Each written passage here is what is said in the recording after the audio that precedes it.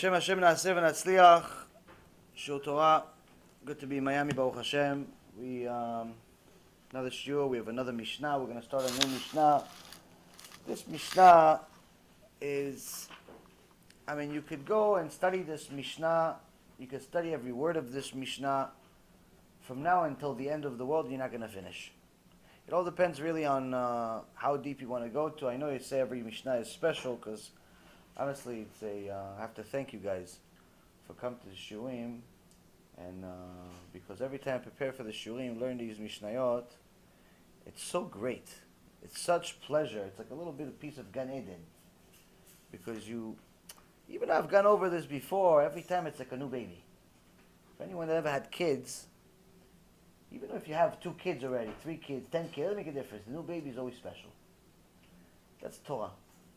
Torah, the more you connect to it, every single time, even if you learn the same thing, again, you learned it already a year ago, you learned it a week ago, you learned it whenever, if you learn it mamash deep, you go into it, not just you read it like it's a, regular sentence, like a traffic light, a traffic poster of some kind.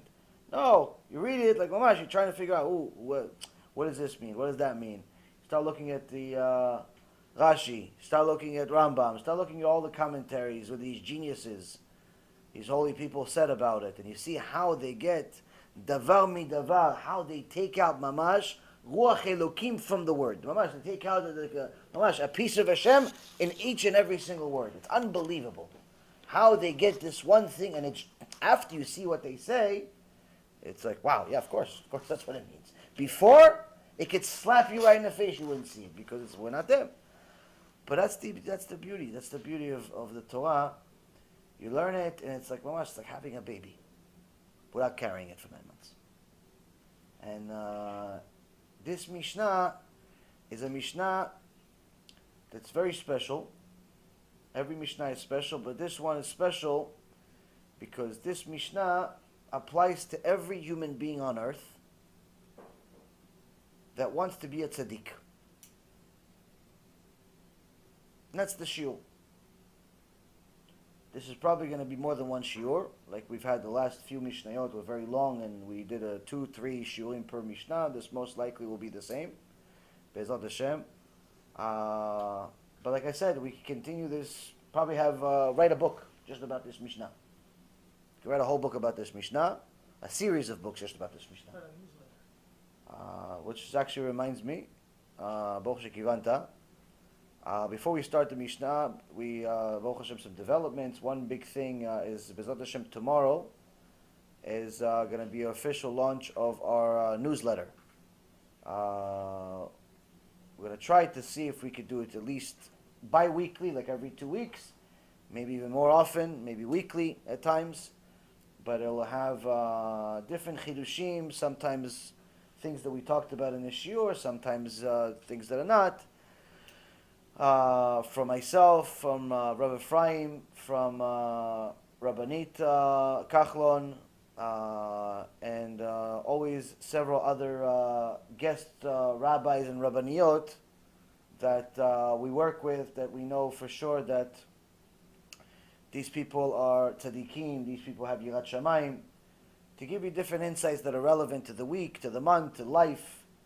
Generally, what we're going to try to do with this newsletter is try to keep it general and not specific for that week only, because this makes it more sustainable. If you, let's say, for example, you miss 1 week, and you see it the next week, and say, yeah, it's already a Parashat Shavua last week, it's never.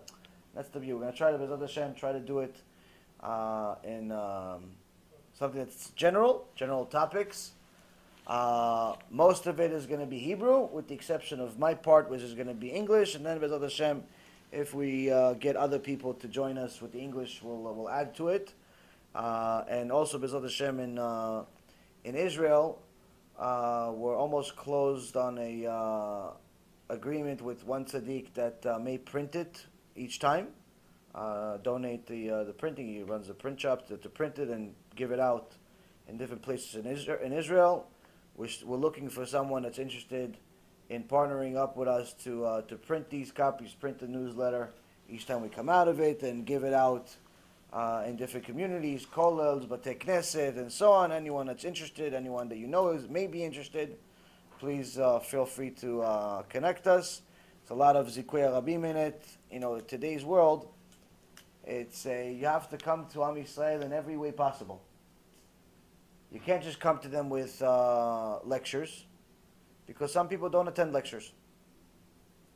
I remember I did a event in New York one time, and it was a Shabbaton, and one of the guys said, "Oh yeah, I heard about you, and I just never really watched anything." I'm like, "Oh, okay, you should watch it. There's a CD." I wanted to give him a CD. He goes, "No, I don't listen to lectures anymore. I'm past that stage."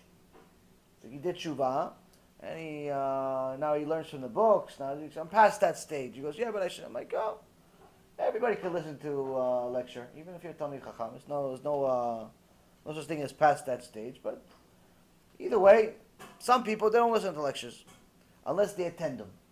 Some people, they're not going to attend. They're only going to listen to a CD. Some people are going to listen on YouTube. Some people are going to listen on Torah anytime.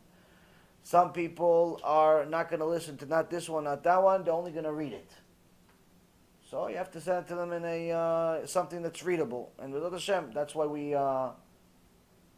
publish these different newsletters. We also published a couple of books this year already.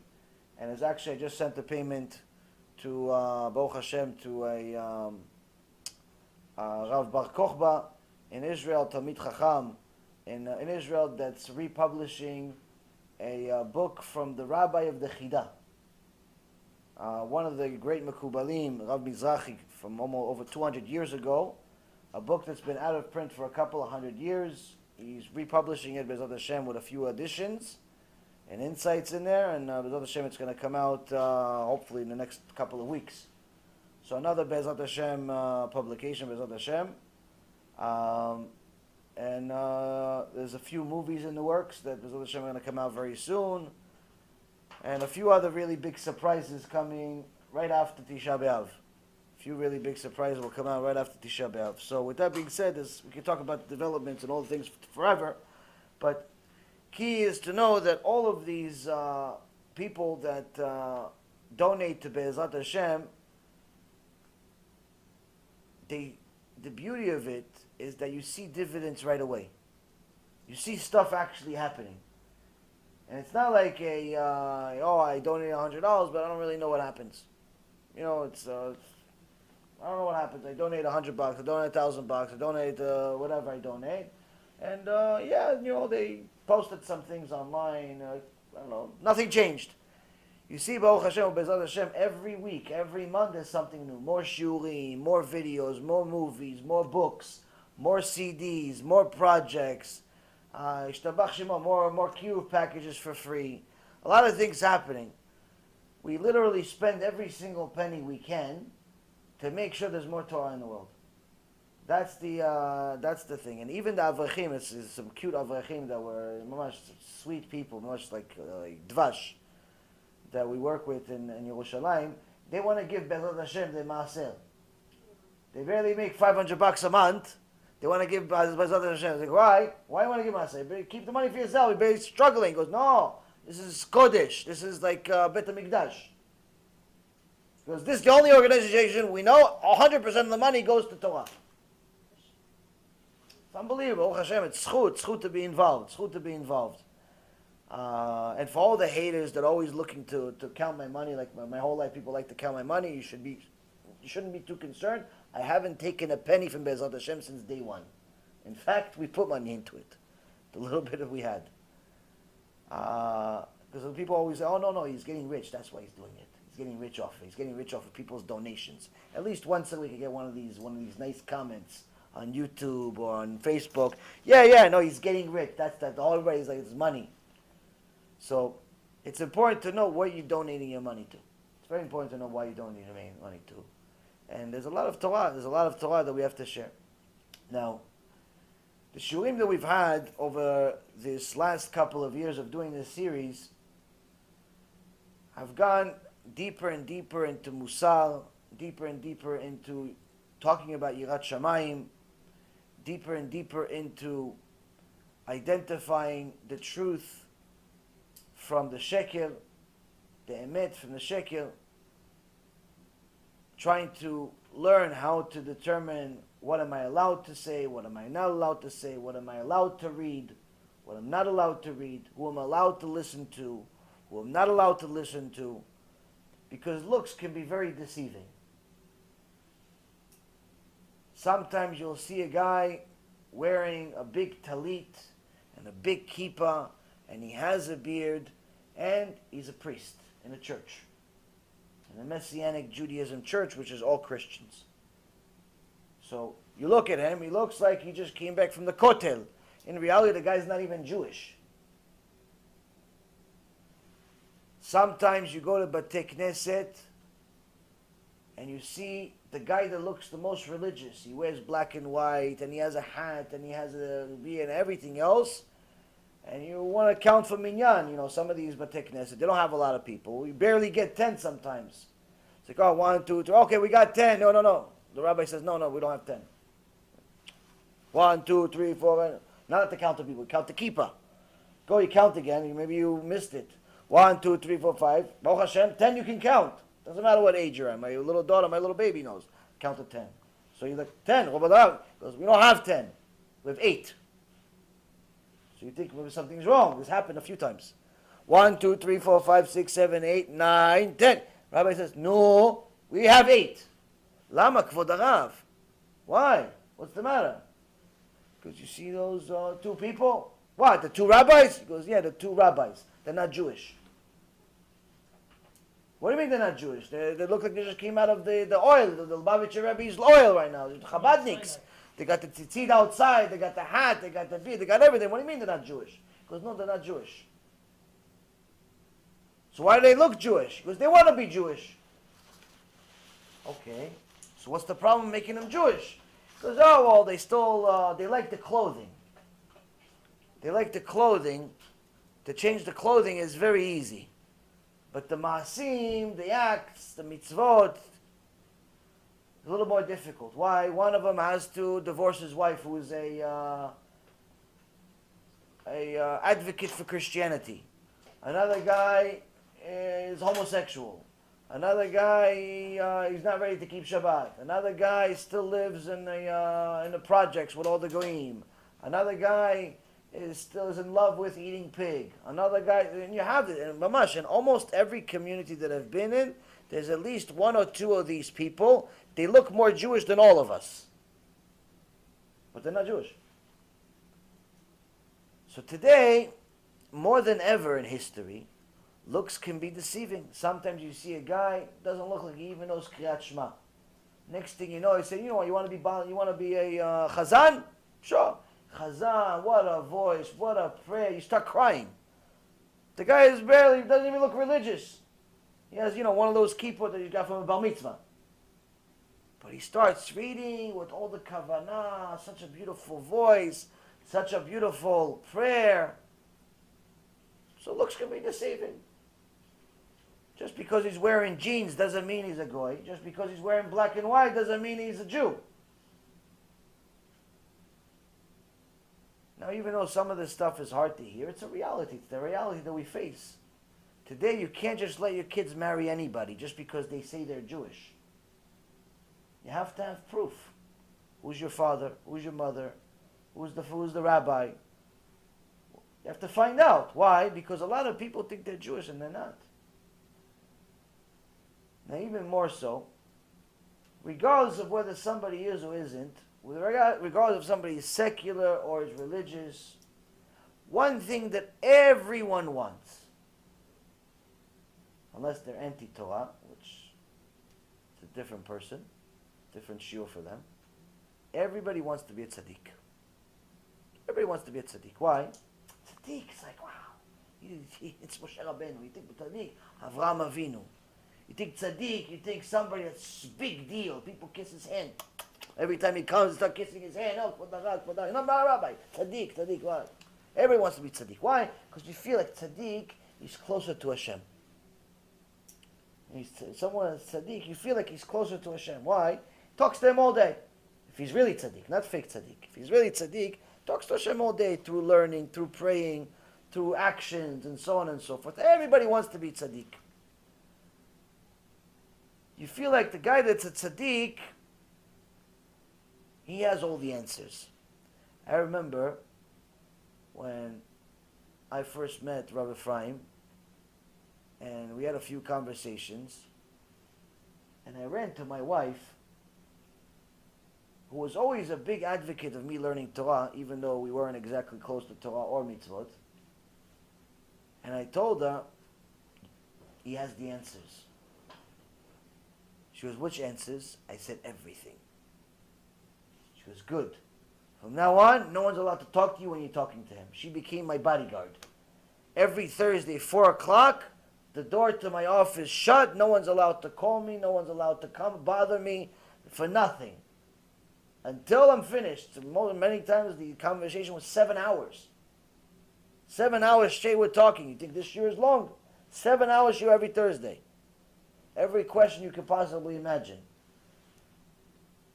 Questions I didn't even know I had. You figure you do a 7-hour series of questions one time. You finish with all your questions. Okay, you have a lot. 2 shiurim, 7 hours.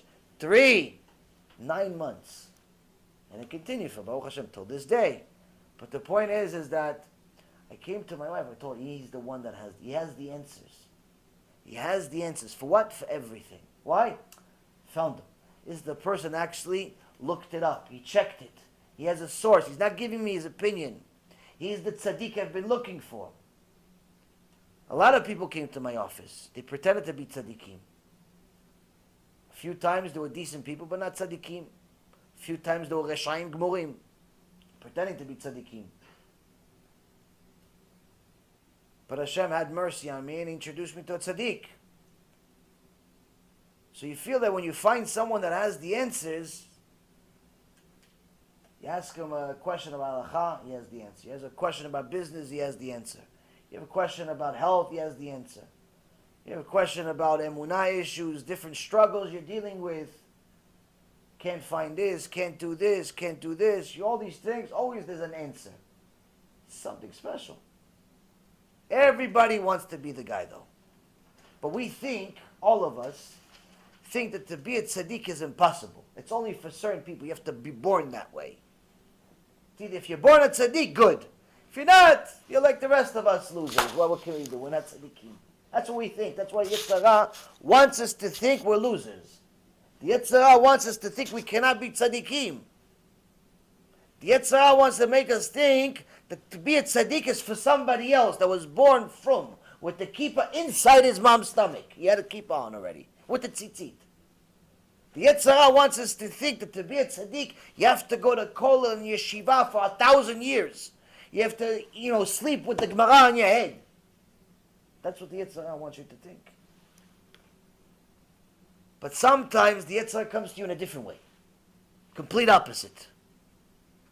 Yetzer Hara wants you to think, if you read one book, you're tzaddik.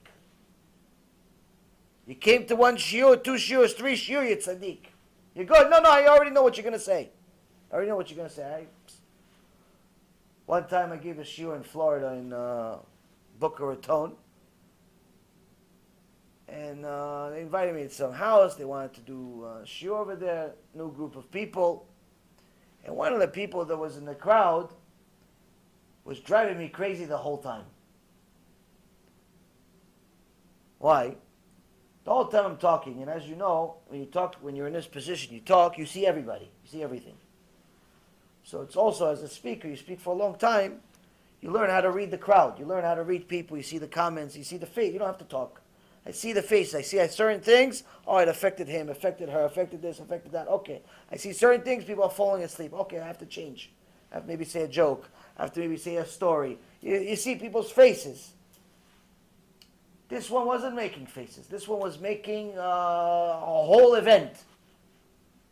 A whole event. What he was doing, every time I would say something, he would go like this.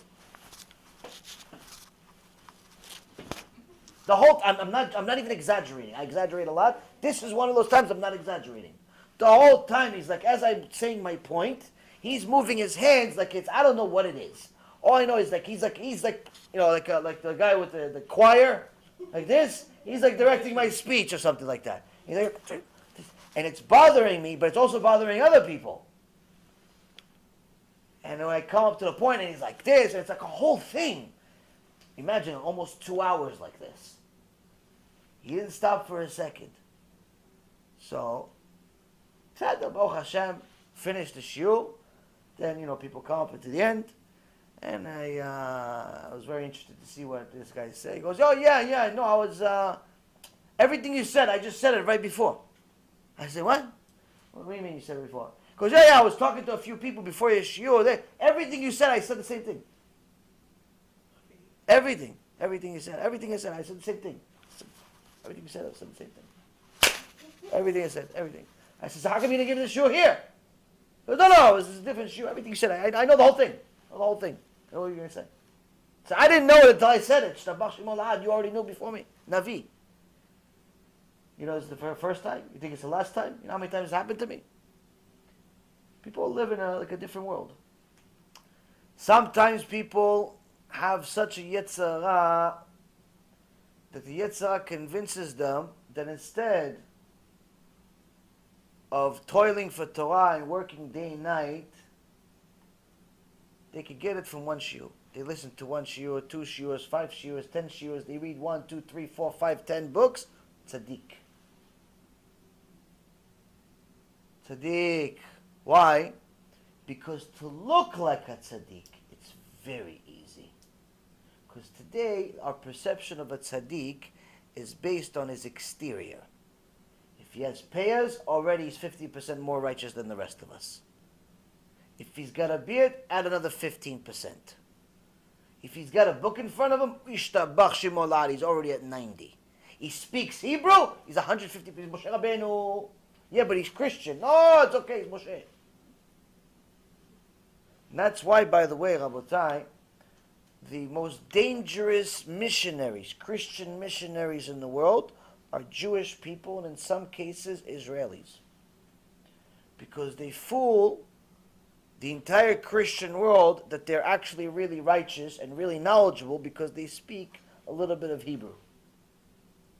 Now, the Christians don't know the difference of what's right and wrong in Hebrew. They don't speak the language. So if the guy tells them a certain word means something, they say, yeah, of course, you just came back from Mount Sinai. Little do they know, the guy just said that glida is the same thing as mitzvah or something instead of ice cream. Completely, he doesn't know what he's talking about. But they don't know either. So it's the fool leading the blind. So looks can be deceiving. Looks can be very, very deceiving. To be a tzaddik is not something that you can do in 1 day or 1 hour. It's a decision you can make in a second to try to be one. But to actually achieve it takes a lot more time. How much time? Depends how much effort you have. Now, who among us can be a tzaddik? This is exactly what this Mishnah is going to tell us. Who can be a tzaddik, and how do we do it? This Mishnah in Avot says the following. This is Hey Kaf Bet 5:22. כל מי שיש בידו 3 דברים הללו,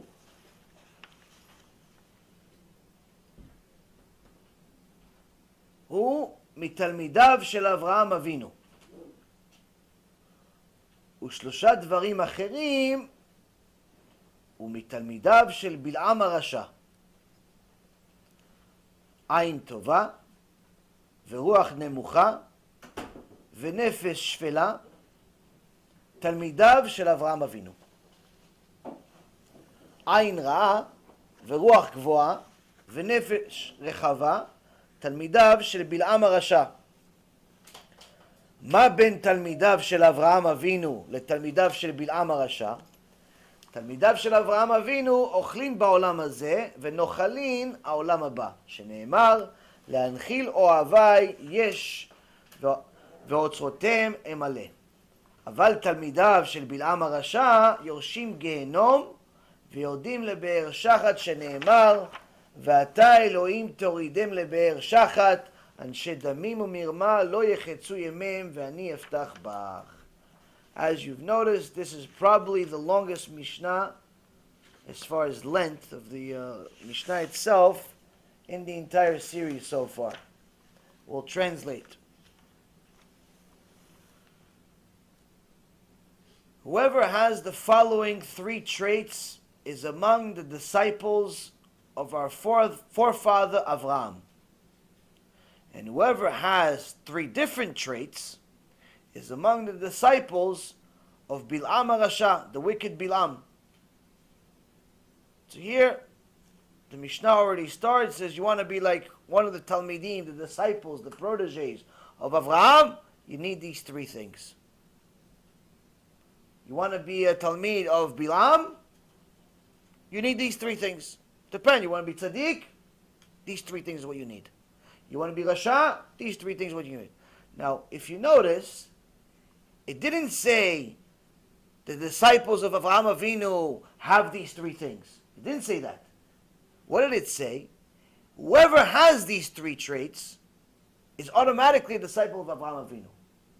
Now, it didn't say whoever learns a lot of Torah and does this and does this, whoever's a Jew, whoever is a... No. It says whoever, meaning kol, everyone that's on earth. Jews, non-Jews, this literally applies to everyone. If you have these three traits that are Avraham Avinu's traits, you are a Talmid, you're a protege of Avraham Avinu. You're Tzadik. If you don't, and you have the opposite, then you are a disciple of Balaam HaRasha. Even if you finish the Shas, the entire Gemara, even if you go to Kollel all day, even if you have a beard that reaches the floor and a hat that reaches the sky, you wear male, female, Jew, non-Jew, irrelevant.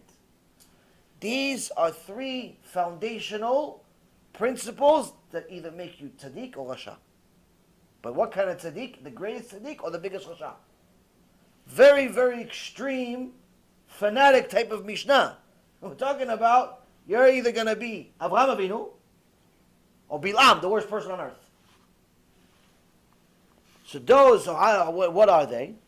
Those who have Ain Tova, which literally means good eye, which obviously we're going to describe what that means. A good eye, a humble spirit, and an undemanding soul are the disciples of our forefather Avraham. And those who have an evil eye, an arrogant spirit, and a greedy soul are the disciples of Balaam HaRasha, the wicked Balaam. Now, how are the disciples of Avraham different from the disciples of Balaam? This is kind of a strange question. What do you mean how they're different? This is Avraham, Kodesh Kodeshim, Sefer Torah. This one, his wife was a donkey. What do you mean how's it different? You'll see, what the Mishnah is already telling us off the bat, looks can be very deceiving. Why? Sometimes the guy looks like he's a disciple. He looks, exterior, he looks like he's related to Avraham Avinu, but in reality, he's Balaam's number one employee. So he's saying, what's the difference between them? Meaning that looks, the exterior, you're not going to be able to say from the exterior. You're not going to be able to tell the difference of who's who from the exterior. So what's the difference?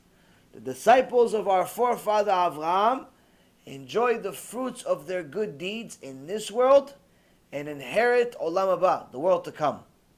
As it is said in Proverbs 8:21, to cause those who love me to inherit an everlasting possession, referring to Olam Haba, and I will fill their storehouses, which is referring to this world, which of course we're all going to explain all of these things at some point in the series.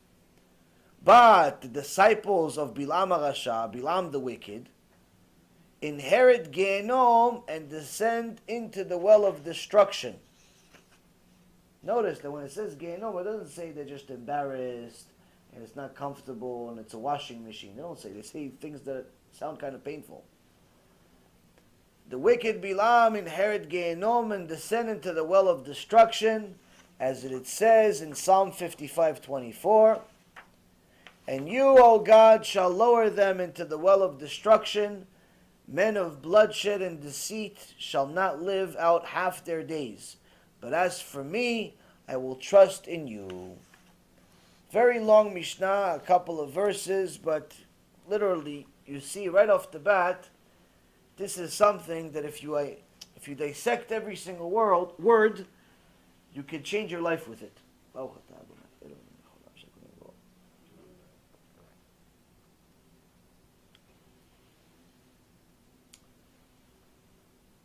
So, first and foremost, like I said, the Mishnah starts with a very interesting way by saying, Kol mi sheyesh biyado shlosha dvarim halalu. Anyone literally meaning anyone, Jew, non-Jew, male or female, anyone that has these three things, they're going to make something out of themselves.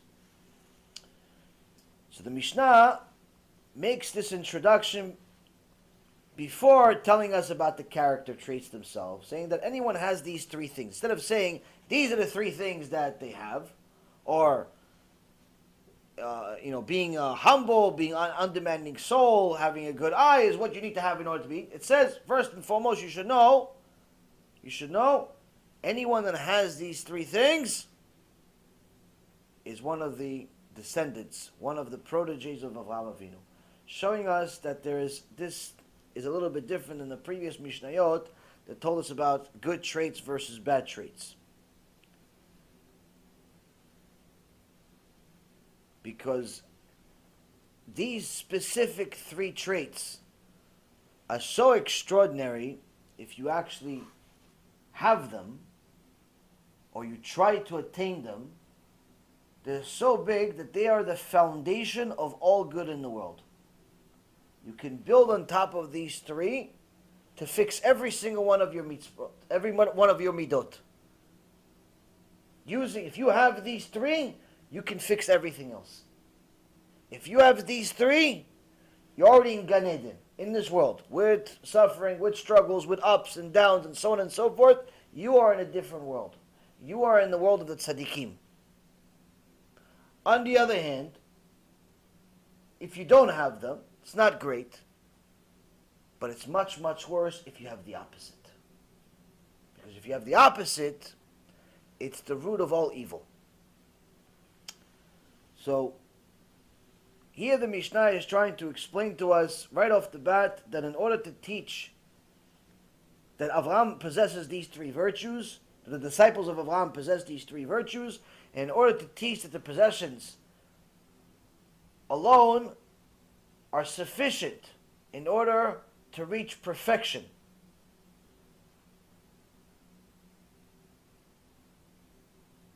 as a student of Avraham Avinu. And that all positive character traits are subdivisions of these three specific midot.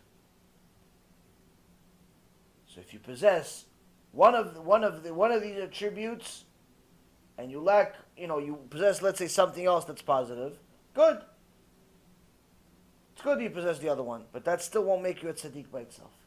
Whereas if you possess one of these, you're already 30% of the way to being a tzaddik.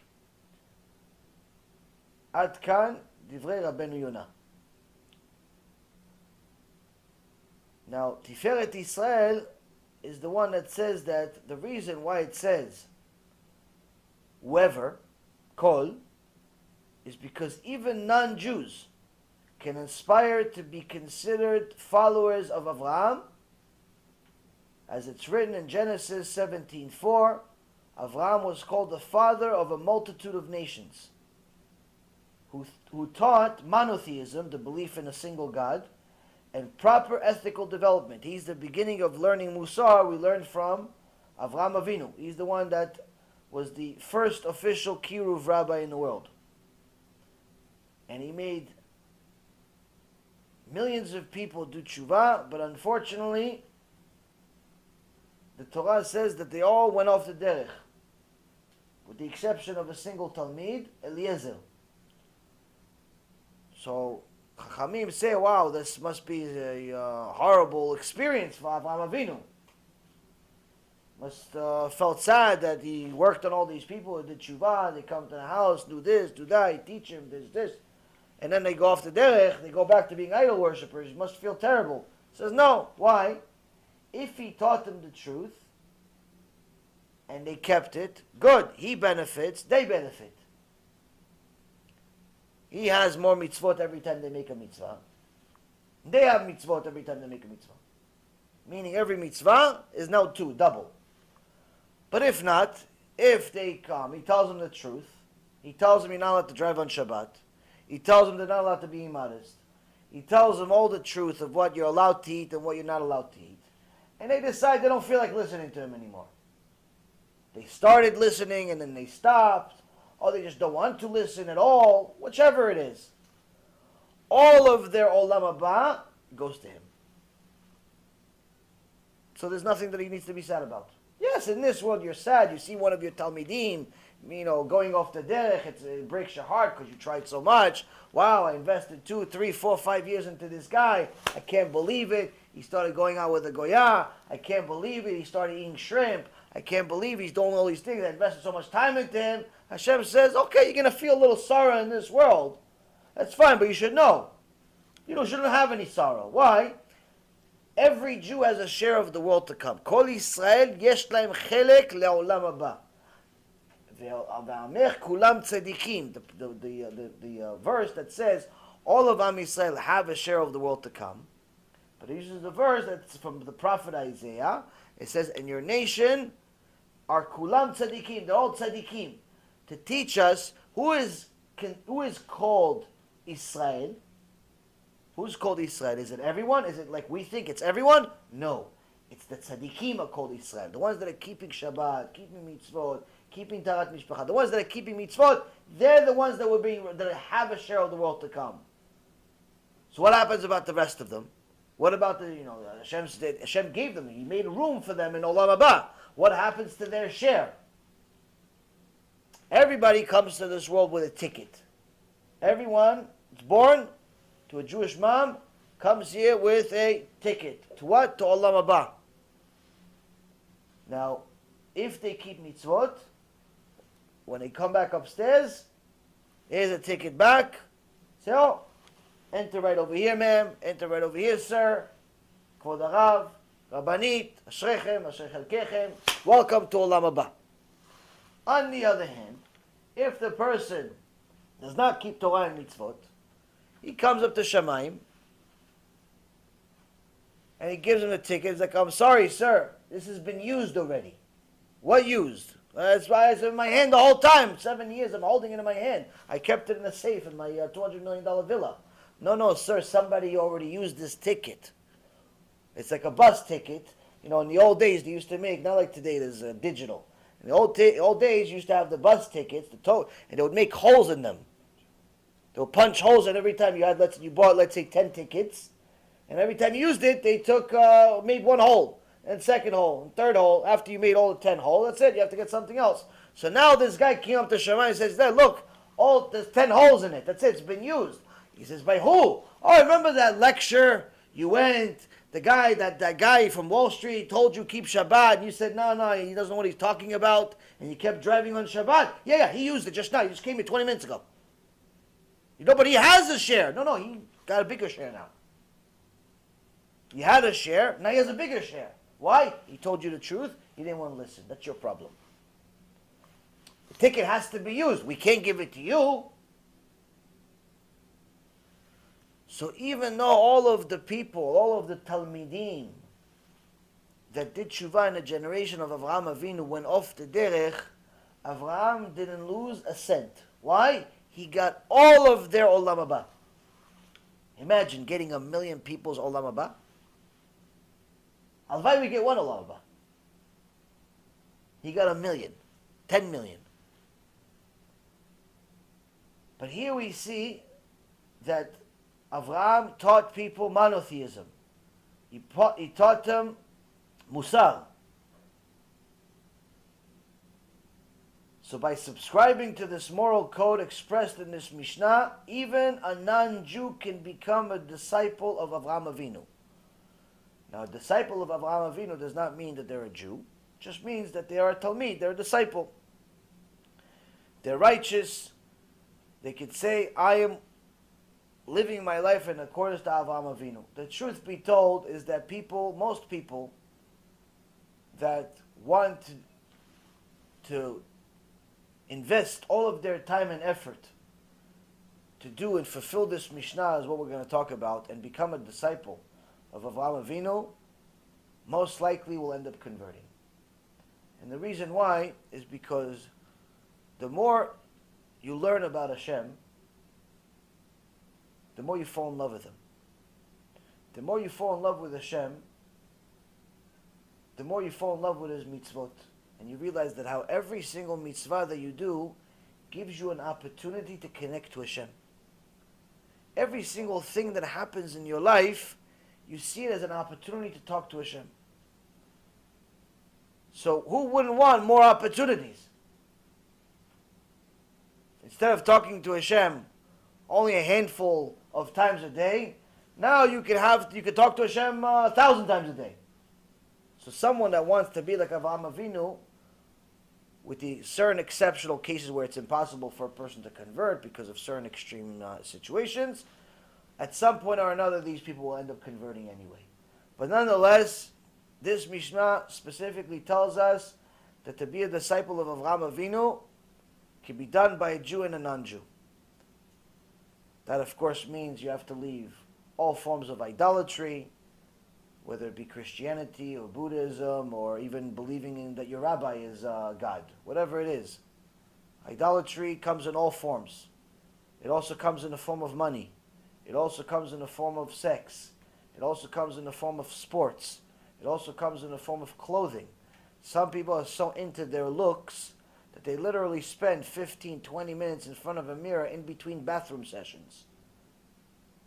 I'm not talking about a self-conscious teenage girl that hopefully is hoping to get married one day and so on. I'm talking about grown men. Grown men spend 20 minutes, a half hour doing their hair in the morning. You have nothing else to do with your life?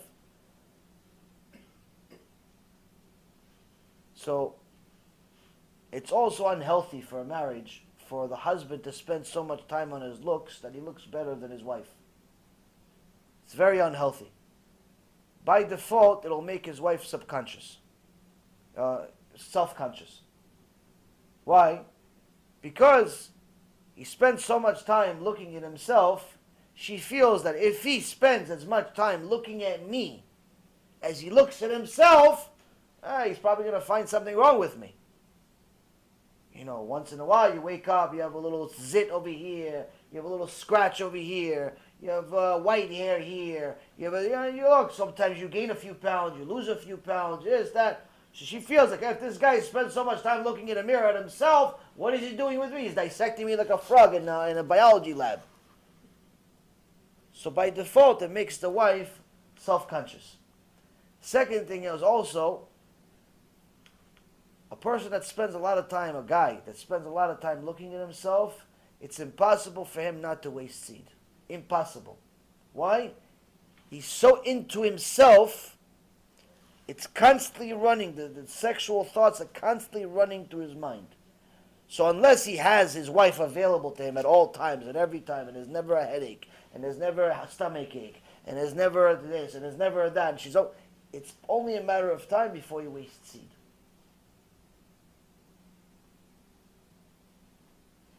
The third thing is that he's not going to be able to protect his eyes. Because if he's into himself, if he's constantly looking at himself, he's also going to constantly look at everybody else. Why? Even if it's not because of looking for attractive people, he's going to constantly compete. Oh yeah, I look better than him. Oh, I look better than her. Oh, I look better than him. He's competing with women, he's competing with men. He's competing with anyone that moves and doesn't move. Why? Because you get into yourself so much, you are evaluated. That's how you evaluate yourself constantly. So it's unhealthy for a man to be that way.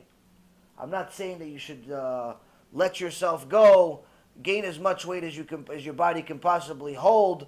Don't take care of yourself in any way. I'm not saying that, but we in this generation have taken it to the extreme, where literally you have men have a nickname for it. They call them pretty boys.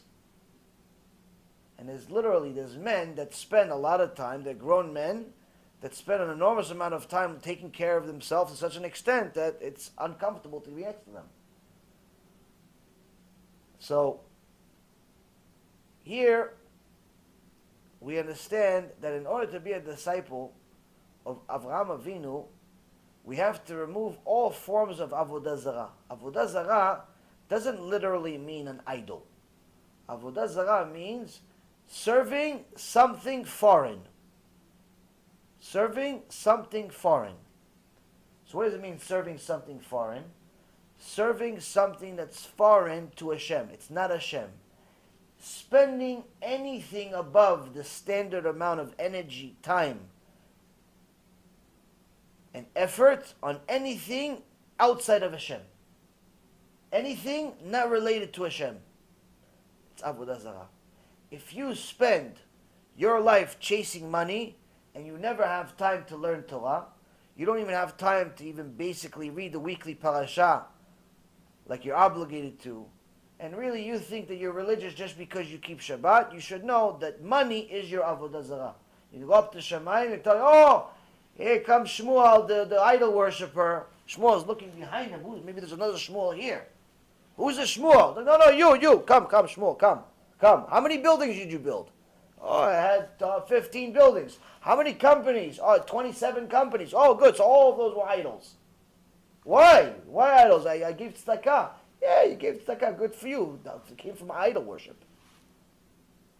You're not allowed to go to such an extent of working so hard for money that you forget about God. So chasing money to such an extent can literally be avodah zarah.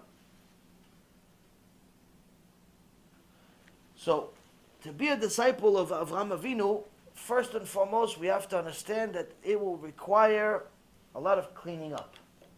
A lot of cleaning up of things that are foreign, because the number one mission that Avraham Avinu had in his life was to destroy all forms of avodah zarah. His father, Terach, was the Walmart of avodah zarah in that day. He had all types of statues. And little Avraham knew this is all nonsense. His father just made them, took some clay, took some stones, took some stuff, put them together, put a face on them, and then he sold it in the store. And then people would buy them and then worship them. So Avraham would tell his father, Abba, what are you doing? What is this? What is this nonsense? What are you doing here?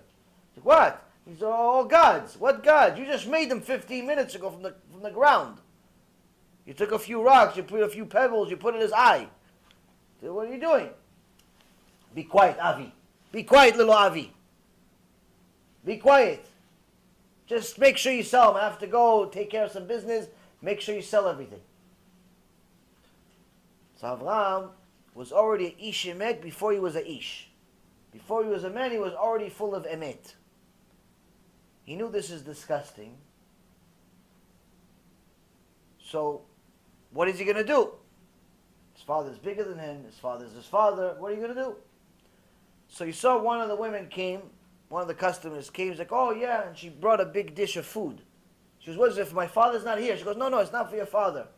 It's for the idol over here, for Buddha. What Buddha? Yeah, you know that big one over there. Yeah, I'm going to buy it at some point, but I wanted to bring him some food.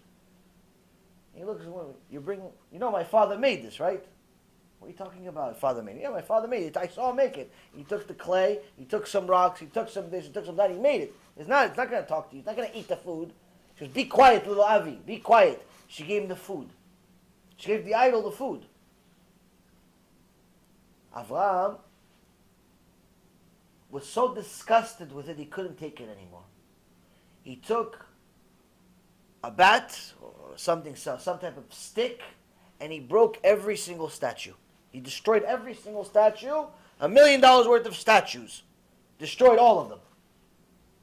And his father comes home, and he sees that his entire store, $1 million worth of goods with no insurance, destroyed. What happened? Avi, what happened? What happened? He doesn't know what to say. What happened?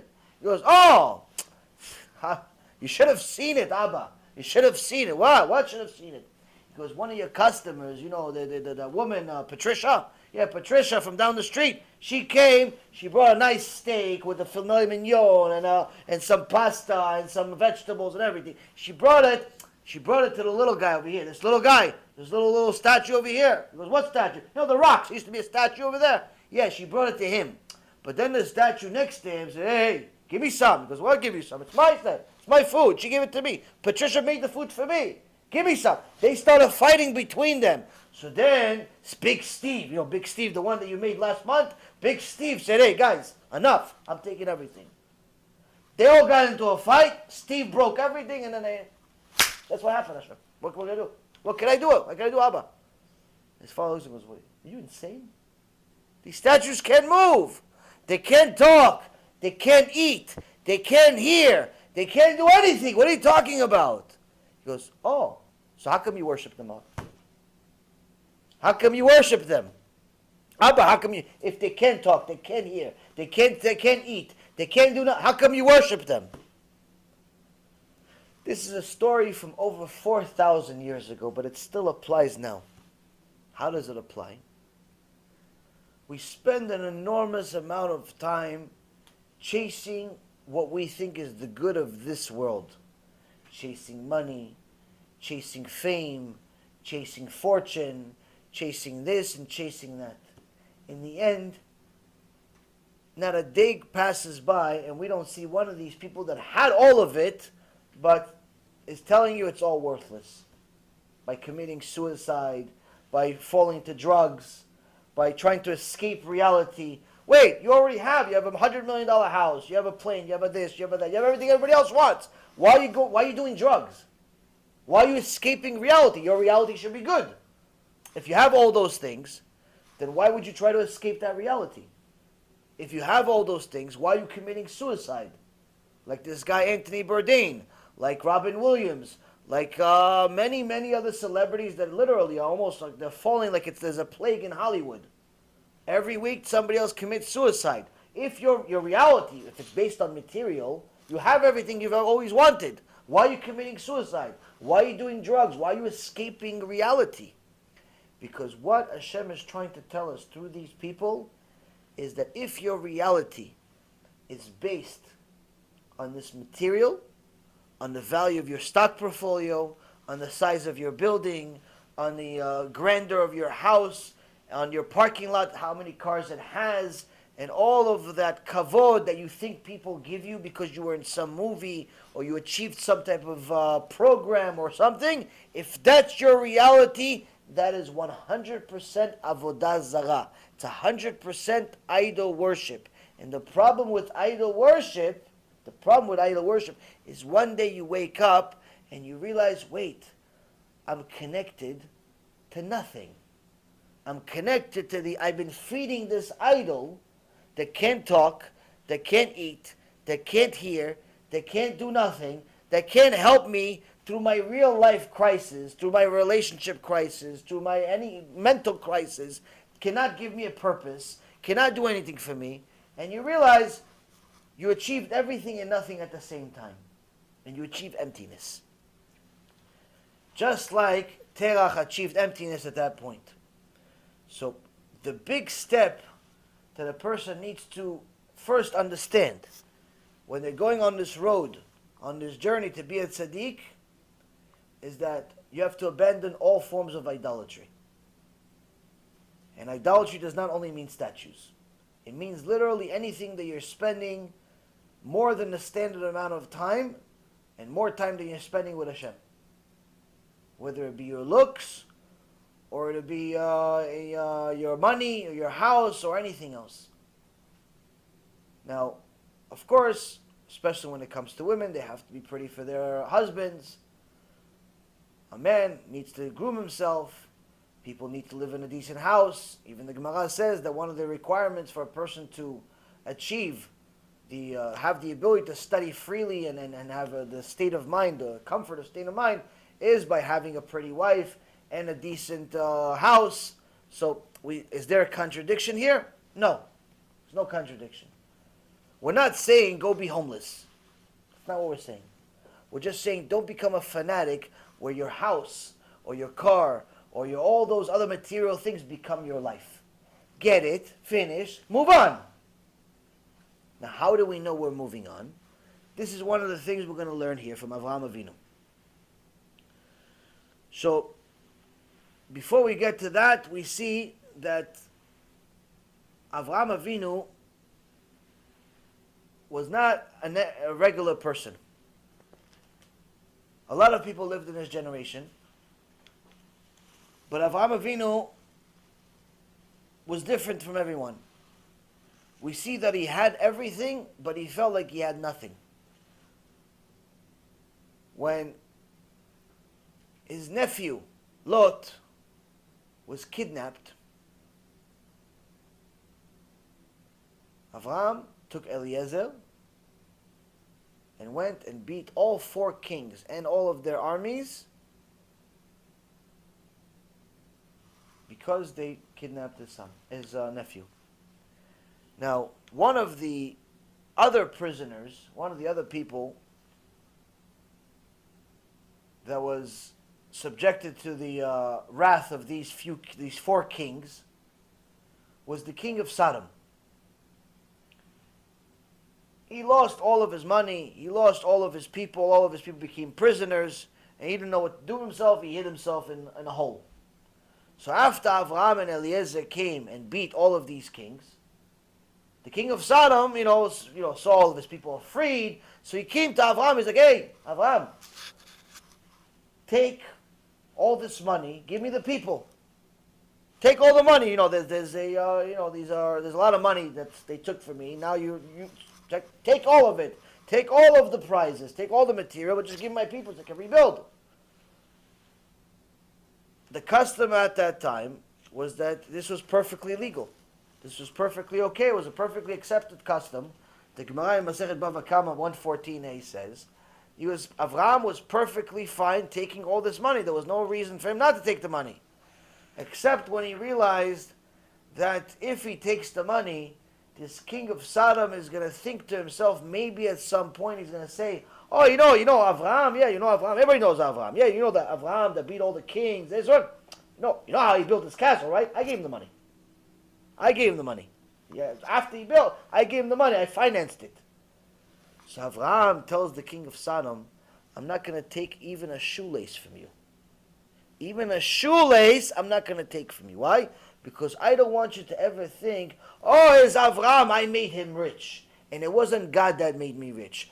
Take the money and take the people, take everything. I didn't do it for that. I did it to go and free Lot and free the world away from these evil kings. That's it. I did the will of Hashem. It had nothing to do with money. It had nothing to do with anything else. And I don't want this to turn into a chilul Hashem. Avraham had an opportunity to get $1 billion. And he says, "I don't want even $10. I don't even want enough money to cover the cost of what I just did. All the weapons, nothing. I don't want anything." Why? Because chas v'shalom, you're going to say to people, "Oh yeah, Avraham, yeah, I donated $1,000 to his organization." What do you mean? How did you donate $1,000 to the organization? You're a missionary. You're a anti-God. You're a anti-Torah. How did you donate? We don't want your donations. We want your tshuva.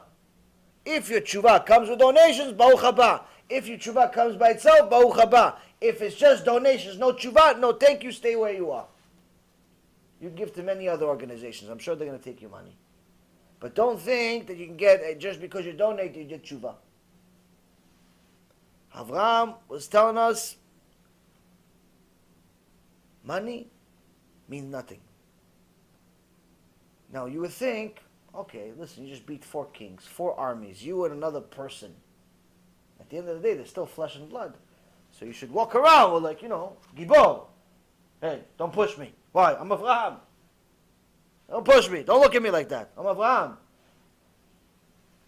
So then after Sarai Imenu went to Olam Haba, Avraham looked for a grave site for her. Now he already knew what he wanted because he used to pray at the Me'arat HaMachpelah.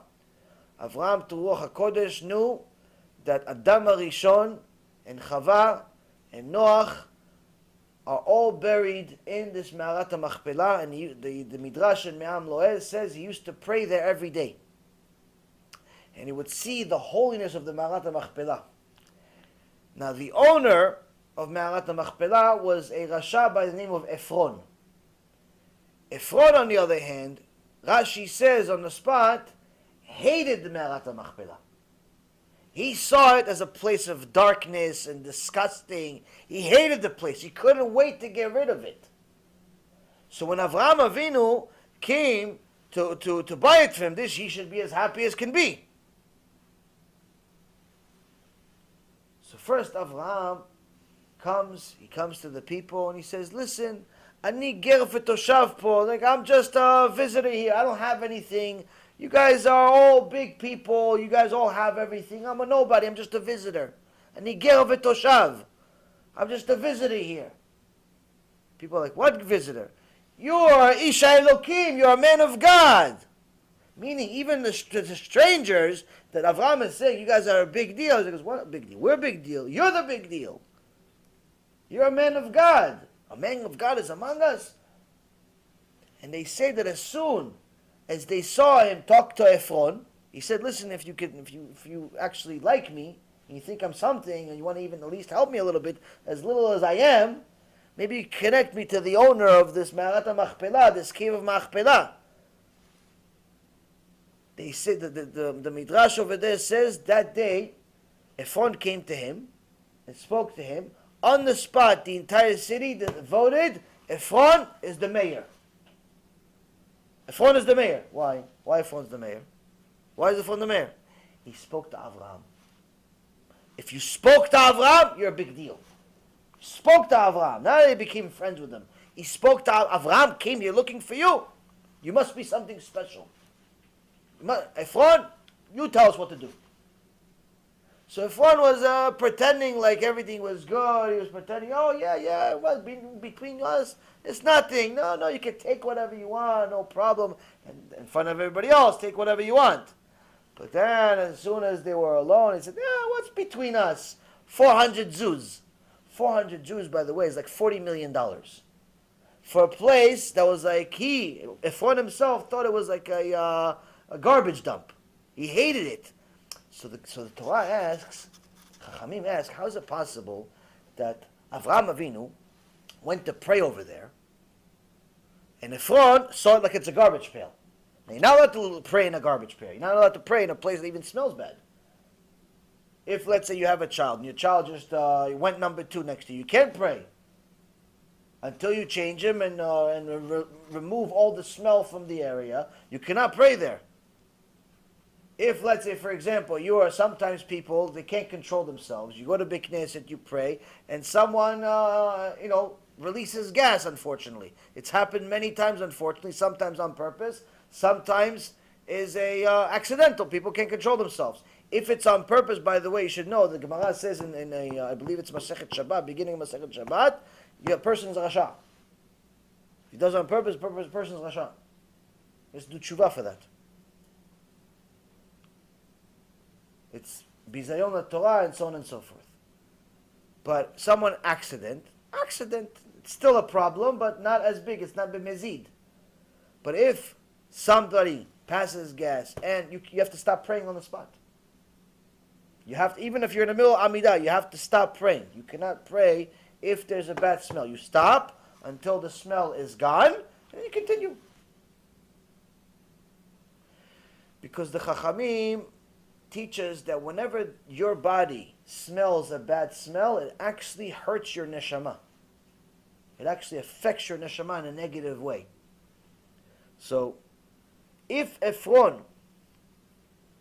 saw the Ma'arat HaMachpelah like it's a garbage pail, how is it possible that Avraham not only saw it as a piece of Gan Eden, but was willing to pay $40 million for it? How's it possible? We learn here that the beauty of Kedusha is not shown to the Reshaim. The beauty of something that's holy will not be shown. It's not something that a Rasha, someone that's a Baal Chet, that has sins, he's not going to be able to see it. You could both be looking at the same picture. You're a Tzadik, and you're next to a Rasha, unfortunately. You're looking at the same picture. He sees garbage pail. You're seeing the greatest painting that ever existed in the world. Now, you're not seeing something different. It's the same thing. He just can't see it. This also happens in our life many times. There's a lot of mussar that we can learn from seeing that the maidservant of Avraham, her name was Hagar. And Hagar, after she had Ishmael, she started becoming very arrogant, and Sarah Imenu kicked her out. Now when she went, the Torah says that when she went into the desert, she couldn't find any water. She started crying to Hashem. She made sure to stay a far distance from even her own son. And the Midrash over there says she stayed a far away distance from him, just far enough where she knew that his bow and arrow would not hit her, because she was scared that Ishmael will kill her too. So she stayed right outside of the range of his bow and arrow.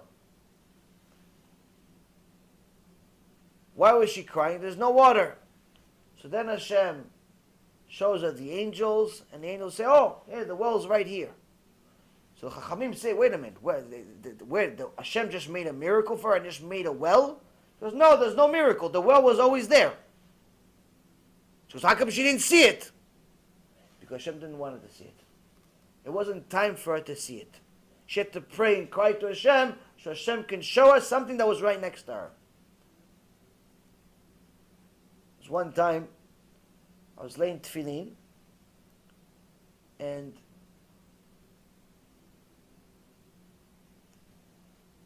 some people do just Rashi. You lay tefillin, you do Rashi, that's what you're obligated to do. You put Rashi tefillin, based on halacha of Rashi. And that's where you do the bracha. But Rav Ovadia and many of the other Gdolei Ador said that it's also a very big ma'ala to also do Rabbeinu Tam. You should do Rabbeinu Tam, but when you lay tefillin of Rabbeinu Tam, no bracha. You're not allowed to pray. You're not allowed to say a blessing. If you say a blessing on Rabbeinu Tam, tefillin, then it's bracha levatala. It's a sin. One time, Rav Ovadia made a mistake, and he says that he asked one of his students to give him the tefillin. They look the same. And he put the tefillin, and he did a blessing. And then after, he realized that the tefillin that he laid was actually Rashi. Was actually Rabbeinu Tam. So he did a blessing on the one that he's not supposed to do a blessing. So his student said, I'm sorry, Kvod Harav, I'm sorry. He said, no, don't worry, it's okay, no problem, everything's okay. Everything's okay. You made an honest mistake. It's not your fault. It's okay. Student left, but the rest of the people explained that Rav Ovadia cried for the rest of the day. He did not stop crying for the rest of the day. Why? I just said Hashem's name without having the right to say it. Imagine. We say Hashem's name like it's saying Steve and Joe. He said Hashem's name in a blessing. You're not supposed to say a blessing. He cried for the rest of the day. So anyway, one time, I put on tefillin, and after different people do it at different times. I usually do it after we finish Amidah. I take off the Rashi, and I put on the Rabbeinu Tam. But the tefillin, they have these little boxes to protect the tefillin itself. So after I took off the tefillin, take it one at a time, I took off the head, and I put it in a box, and I'm looking for the other box. I'm looking for the other box for the hand, because I know that after I wrap this up, I'm going to take off the hand one, and I need the other box to put the hand one before I put the other, because I can't just leave them out there. You have to give some kavod to the tefillin. It's klei kodesh. So I'm looking for the other box, but I'm looking, and I can't find it. It's like the ground swallowed it with Korach. Over here, over there, nothing. Don't exist. Now I can either continue losing focus on the prayer and everything that's happening, or I can say, you know what, Hashem, When I need to see it, show it to me. And I happened to learn a little Mussar right before it, so Baruch Hashem, that's what I did. Said, Hashem, when I need to see it, show it to me. So I took the tefillin, I continued wrapping it. As soon as I finished, then I took off the other tefillin. And as soon as I took off the other tefillin, I don't know, the other one appeared. The other box appeared right behind one of my bags. I looked over there. It wasn't there. But when I needed it, for sure, it was there.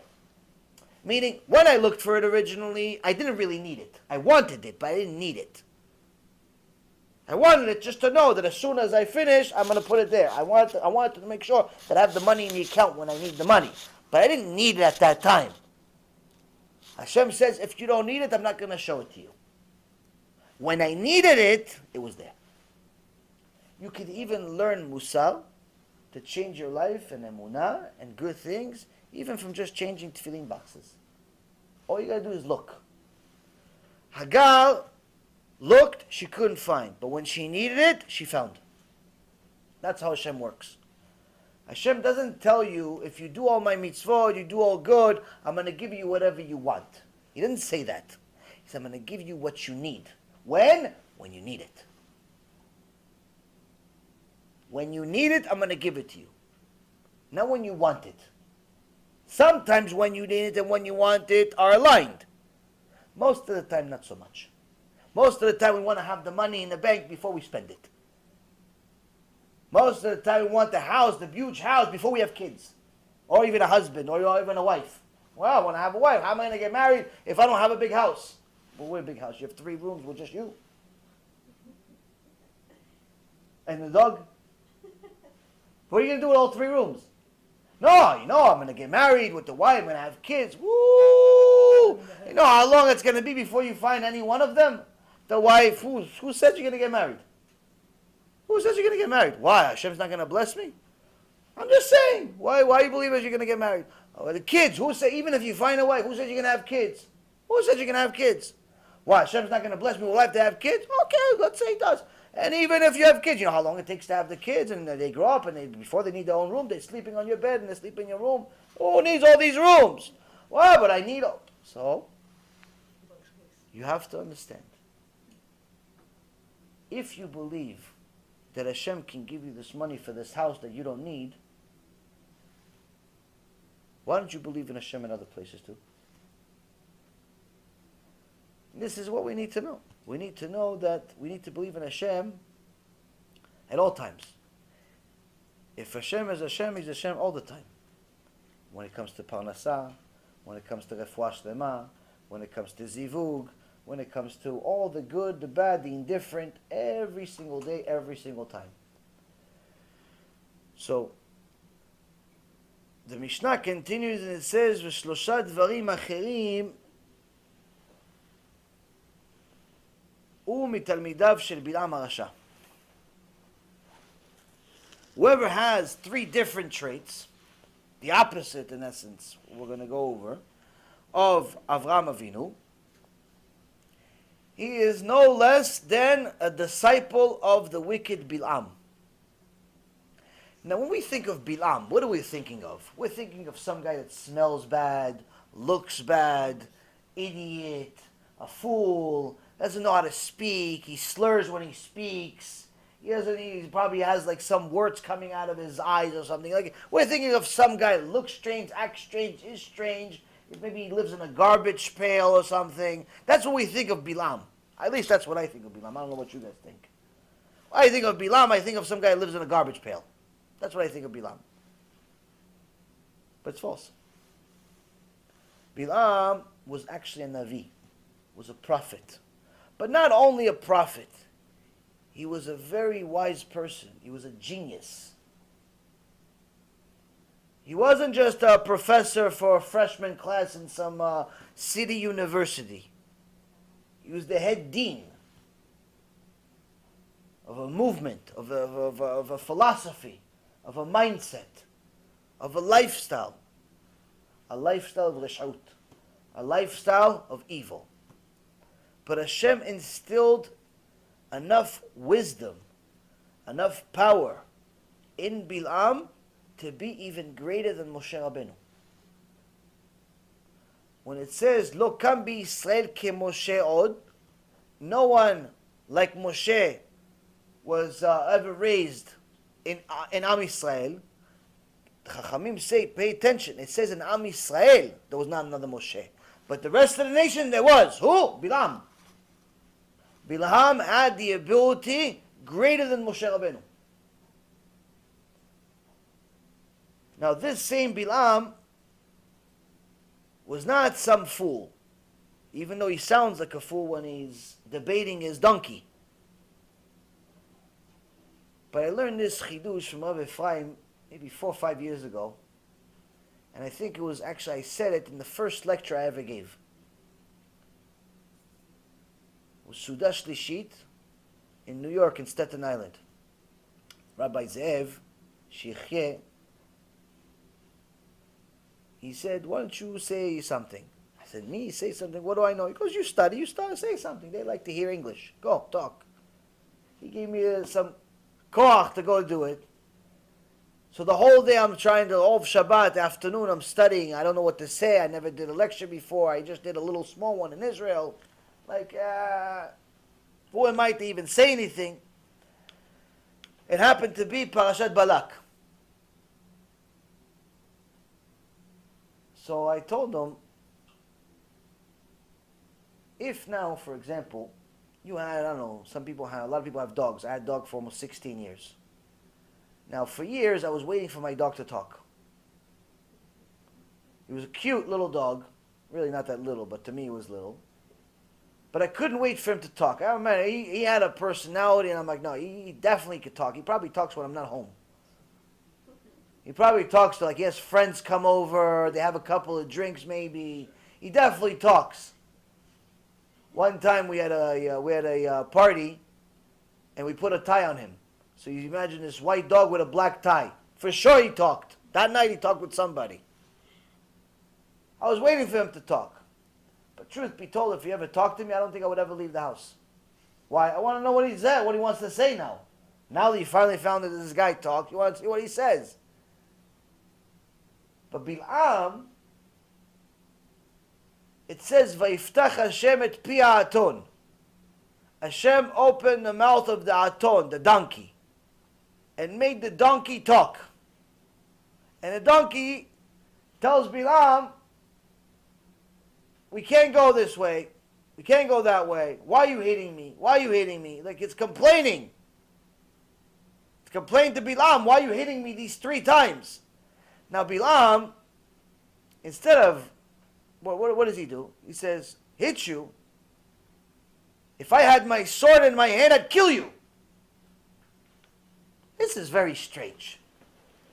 Why? It's an animal. It's a donkey, and it's talking. Why don't you just say, wait a minute, you talk? Why isn't that the first sentence? When did you learn how to talk? How do you know how to speak? How do you speak the same language as me? What else do you have to say? How you doing? I'm sorry. Hey, you know how much money I can make off you now that I know you talk? Put you in a circus. Everybody's going to pay $100 just to see the talking donkey. We can make a whole TV show about you. I mean, you know how much money we can make? A talking donkey? Hashem gave me another gift. You make me a prophet and I have a talking donkey. What did he say to him? He says, if I had my sword with me, I'd kill you. This is the strangest thing in the entire Torah. Why? Why isn't he saying there's something wrong here? The donkey is talking. Why don't you stop, take a breather for a second. Wait a minute. Hey, you're last I checked, you're a donkey. Why are you talking? How are you talking? When did you learn how to talk? Have you been talking this whole time behind my back? Who else do you talk to? Do you have friends that talk? Is there like little donkey families that talk? I don't know. I'd have a lot of questions to this donkey. But Balaam has no questions. Balaam, not only doesn't have questions, he continues the conversation like nothing happened. He actually has an argument with him. He has an argument with the donkey. He goes, what? Why I hit you? I'd kill you if I had my sword. Why? The question is why? Why does Balaam just continue the conversation like nothing changed? Like reality did not change. Like Hashem did not write a special verse in the Torah, Vayiftach Hashem et pi ha'aton. Meaning, Hashem wrote in the Torah something, it's not like every donkey was talking. We're not in some mystical land where the birds talk and there's dragons flying in the air. This is not one of those movies. Donkeys don't talk, Rabotai. This one did. How come Balaam is the only one that doesn't realize this is strange? The answer is,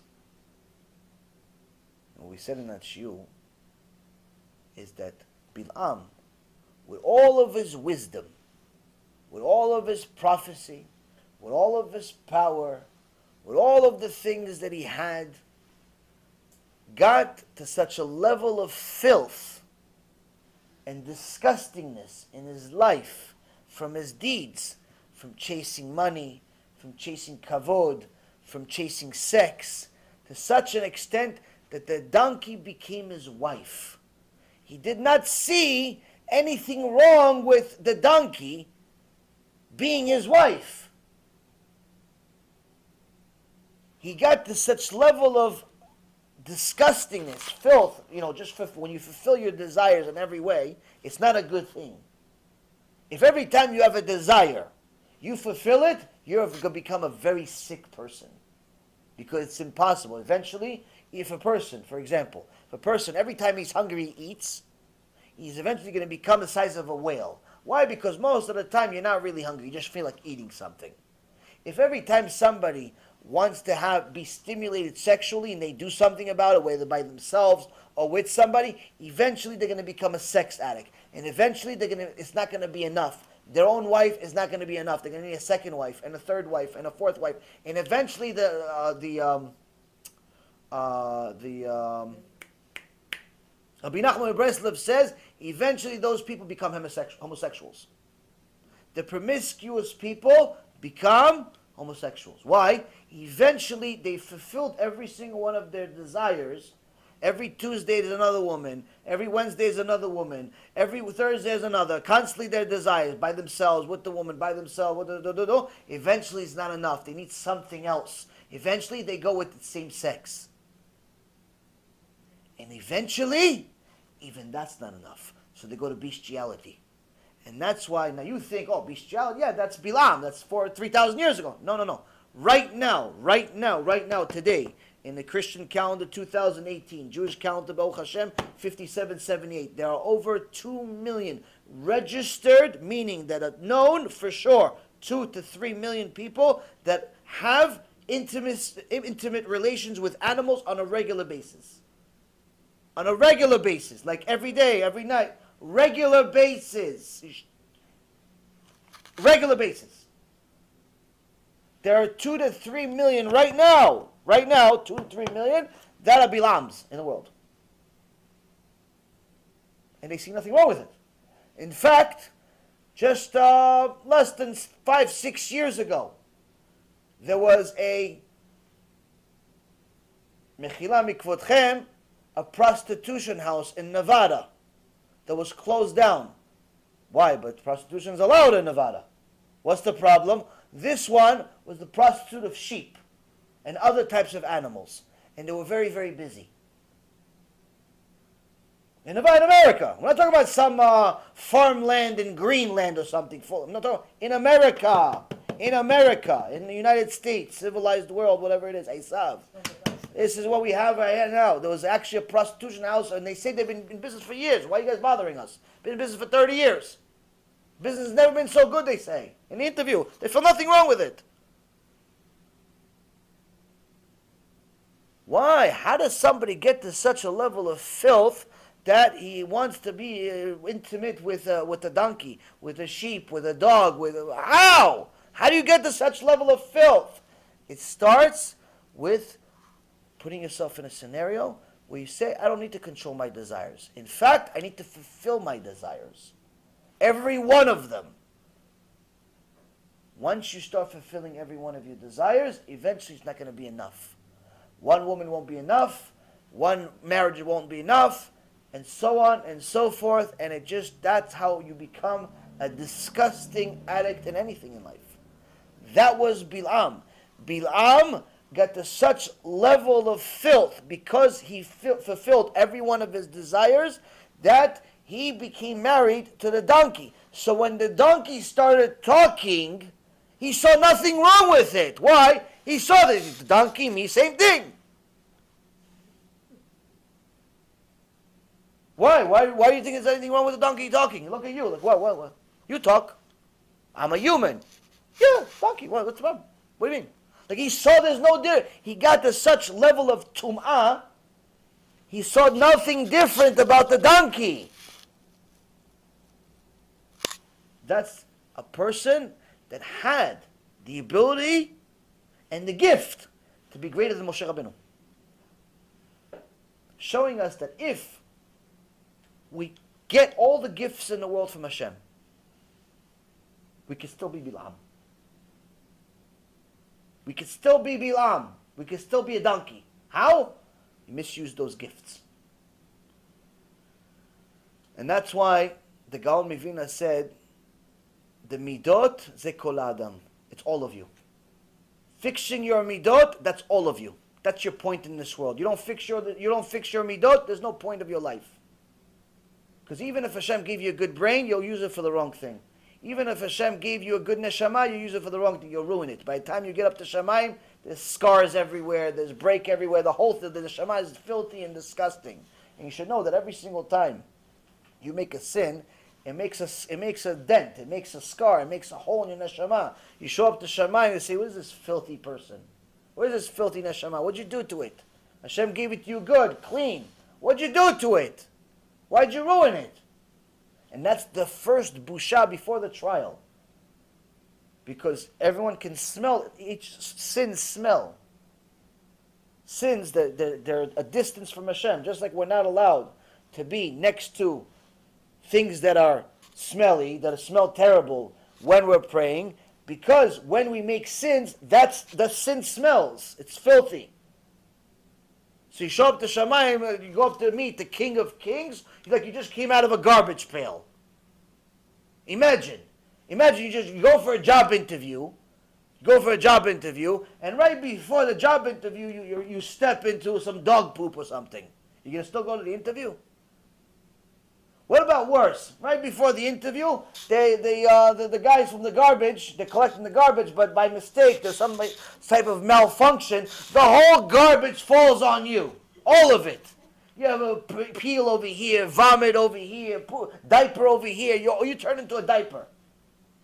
You turn into a diaper and your future boss is, well, hey, I was going to hire you until this happened. I'm sorry, we just filled a position. We don't have an opening anymore. What do you mean? I came all the way from Alaska for the job. I drove, I this, I that. Well, sorry, sir. You're just too filthy for us. We cannot hire such people. So imagine, now this is for a boss, this is for a job, this is for temporary money. Imagine you show up to the King of Kings. You lived in this world 70, 80, 90, 100 years in this world. You show up to Shamayim, you show up to the King of Kings. King of Kings is waiting for you. He's been waiting for you for thousands of years. Your neshama is going, Gilgul, constantly because we haven't fixed. Finally you show up to Shamayim. Hashem said, what'd you do? What'd you do? I sent you with good neshama. You just had to fix a couple of small things. A little here, a little there. What'd you do? Why are you so filthy? Why are you so disgusting? What's the matter with you? Oof. Smell terrible. Get out of here. You can put something up. Go clean this guy. Which washing machine? The 6th or the 7th chamber of Gehinom? That's why they call it washing machine, by the way. Because the sins make you filthy.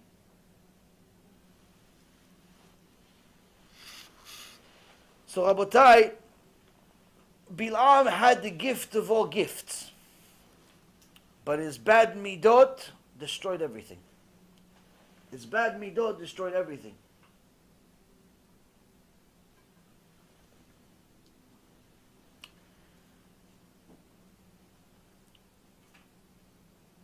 Despite having great wisdom, the corrupt character of Balaam led him to immorality, which is the key to overall failure, the key to evil, the key to becoming a failure in this world. In essence, what this Mishnah, what the Chachamim are saying right here, just to get started, we haven't even started with the key part of the Mishnah. Meet the biggest winner in history and the biggest loser in history. The biggest loser in history is Balaam. Biggest loser in history. Why? He was literally gifted the greatest gift of all. And he wanted to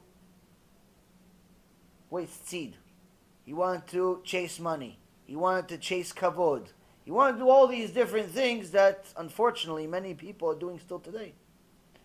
So the Mishnah starts by telling us, you should know, whether you wear a black hat or not, whether you have a beard or not, whether you have a kisui rosh or not, whether you have a dress or not, whether you go to shul or not, you should know. If you have these three character traits that Balaam had, you're still a disciple of Balaam. If the only reason you're fulfilling these mitzvot is because you want to pretend like you're a tzaddik or a tzaddikah, you should know when you arrive to Shamayim, you're going to want to expect to go to Gan Eden. And I tell you, we're sorry, sir. We're sorry, ma'am. Yeah, first you have to go see your rabbi, talk to him first, and then come back here. Wait, what rabbi? We're Avraham. No. Your rabbi, the rabbi that you learned your whole life. Who? Balaam. Yeah, he's in section 7 of Gehenom. Go, you've been following his teaching your whole life. Because the highest, Rabbi Ephraim said this, and I think it's genius. The highest, this is mamash, this is da'at Torah, because a normal person cannot say such a thing, cannot think of such a thing deep enough like this.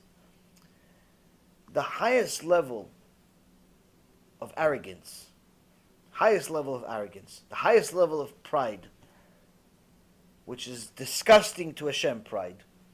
The highest level of pride is false piety, is false righteousness. Meaning that you're righteous just to tell people you're righteous, not because you're really righteous.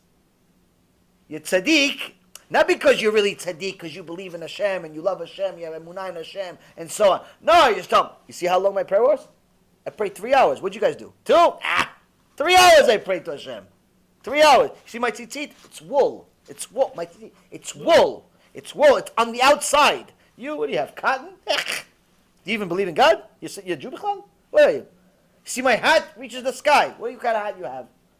Okay, what do you have? You don't even have a hat. I don't even know if you're Jewish. It's a fake Jew. I wouldn't let my kids marry you.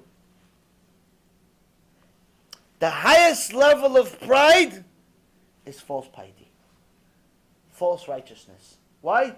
Because you're so far from the truth, you care less about it.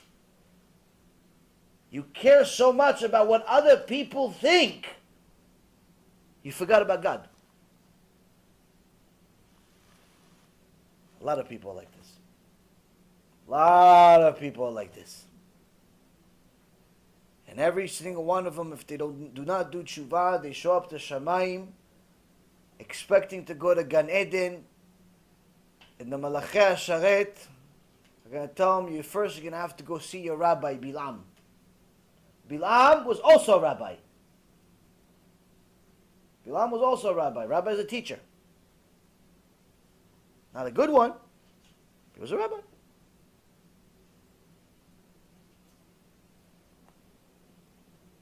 The Mishnah starts off by teaching us Hashem gave you talents. Every single one of you here, every single person watching, every single one of you has a gift. Some people are able to speak well. Some people are able to draw well. Some people are able to write well. Some people have a creative mind to use for different reasons. Some people have a special soft neshama that they talk to somebody, they convince them without saying too much, just because you see that they mean what they say. And so on and so forth. Each and every single one of us was gifted with something. Hashem says, don't think that just because I gave you a gift, it's a get out of jail free card. Don't think that just because you know the truth, it's going to be easy. Because even the person that was gifted much more than you and knew a lot more of the truth than you, he didn't fix his midot, he became Balaam. He If you don't fix your midot, you'll be one of his proteges. Mitzvot are tools that Hashem gave us to fix our midot and connect to Him. If our mitzvot become tools to show off, they're no longer connecting to Hashem, they're connecting to Balaam. Don't buy a big etrog for Sukkot to show off to everybody. Because if that's the reason why you're buying it, don't buy it. It's not a mitzvah.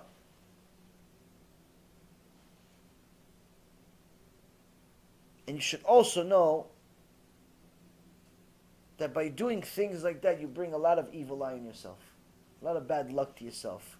A lot of bad fortune to yourself.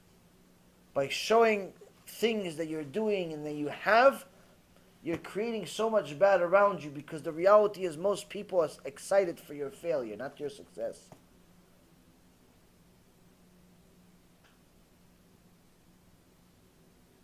There was a fire in New York a few weeks ago. Big fire on Shabbat.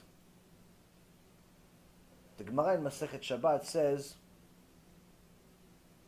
you'll find that there's an unusual amount of fires on Shabbat in a place that is Chilul Shabbat. Why? What's the connection? Why is there an unusual amount of fires happening on Shabbat in a place that is Chilul Shabbat? Because despite the fact that there are 39 restrictions on Shabbat, 39 melachot, 39 things that we're not allowed to do on Shabbat, only one of them is literally mentioned in the Torah, in the book of Exodus, that Hashem literally says, don't do it. And that is, don't light fire. Everything else, all the other 38 restrictions in regards to Shabbat, we learn from the Mishkan. All the things we did in the Mishkan, the Bet HaMikdash of the desert, all the things we did to build it, we're not allowed to do on Shabbat. But the only thing that's literally stated in the Torah that we're not allowed to do on Shabbat is light fire. So Hashem says, if you're going to light fire on Shabbat, I'm going to light fire in your house. Why am I going to light fire in your house on Shabbat also? Why can't it be on a Tuesday? Why can't it be on a Thursday? Why can't it be on a Sunday? Why? This is because on Shabbat, historically speaking, most people were religious until the last couple of 100 years. Most people were religious. And unfortunately today it's not the case. But throughout most of history, everyone knew you're not allowed to, if there's a fire on Shabbat, you're not allowed to turn it off. That means if your house goes on fire, a little kitchen fire on Shabbat, the whole house is going. You can't turn it off. So Hashem says, I'm going to light you lit fire on Shabbat when you're not allowed to. I'm going to light fire in your house when no one else can take it out. Midah keneged midah, measure for measure. Now, there was a fire in New York a few weeks ago, and one of the people that lives there told me it was a sight to be seen. She said, literally in a matter of 15 minutes, at about 6:45, one house, a fire broke out, some type of accident of some kind, or barbecue. I don't really know exactly what happened, how it all started. I don't think they've identified it yet. It doesn't really make a difference. But usually a fire with one house, it's one house, it goes on for a while, the fire department comes, and the worst case scenario, the house is gone, that's it, finished. In 15 minutes, on Shabbat, in 15 minutes, 3 houses were burned down to nothing. 3 houses. Big houses. We're not talking about little tiny little huts. 3 houses each, $600,000-$700,000 houses, big houses.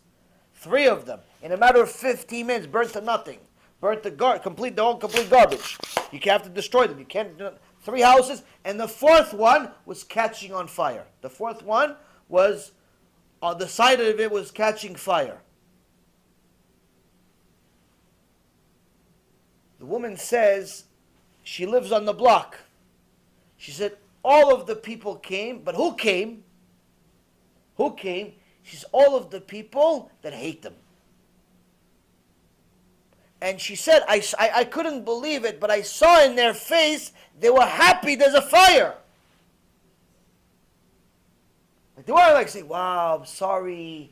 Wow, your house is about to get burned down. Oh, I'm sorry, your house burned down. No, I saw it in their face. I saw it in their face. They were happy the houses were going on fire. They were happy. It was the worst thing I've ever seen in my life. I couldn't believe it. That's what I was seeing. All the people that didn't live there, didn't care about them, all the haters, the enemies from different neighborhoods, whatever, they came to see, oh, wow. See? That's why when you show off your stuff, what are you doing? What are you doing? You think people are going to say, oh, Baruch Chazak Baruch. What Chazak Baruch? In their heart is saying, Tamut. They don't want you to succeed. It's not a smart thing to show people that. So, with all the things that Balaam had, he lost in the end. He lost because of his bad midot. He wanted to show off. He wanted to get attention. And he lost everything because of it. Now, the first trait that we learned from Avraham Avinu, the Mishnah says that whoever has the following three traits is like the disciple of Avraham. So what are the traits of Avraham? First one, it says a good eye. A good eye. What is a good eye? So, the Rambam and Rav say that Ain Tova, a good eye, is knack of being satisfied with your own lot in life, meaning being happy with your share. Whatever you have, it's good, Baruch Hashem. What do you mean, Baruch Hashem? You can't pay the rent. Yeah, Baruch Hashem. What do you mean, Baruch Hashem? Your car has 3 tires, not 4. Yeah, Baruch Hashem. What do you mean, Baruch Hashem? You're 35, you still haven't got married. Yeah, Baruch Hashem. Why? That's what Hashem gave me, I'm fine with it. Now, to be happy with your share without Hashem is not possible. Why? Because just by default, if you don't have Hashem in your life glued to you, already you have the ultimate emptiness. So it's impossible for you to be happy. You have to fill spiritually and physically, you have to fill that emptiness with something. And that's why you're going to see a lot of people that are atheists or anti-religious or secular. Generally, they're very, very sad people. They're very depressed. They're very, just very sad lives. Why? Because they don't have the ultimate good in their lives. They can pretend like things are good. Oh, what? I'm good. I'm happy. What? I just built a building. Oh, so you're telling me that before the building you weren't happy then? So if the building goes down to nothing tomorrow, you won't be happy? So your whole happiness is based on these rocks? That's it. So if the rocks go away, that's it. You go away. It's all nonsense. It's all falsehood. You cannot attain happiness through material. It's not possible. And that's why the secular person is chasing his own tail and he'll never catch it. He's trying to become happy. She's trying to become happy.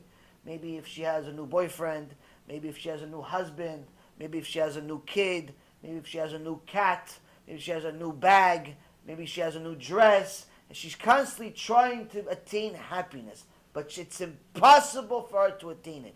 Why? Because happiness is something spiritual. You cannot attain spiritual satisfaction with material possessions. It's impossible. It's impossible.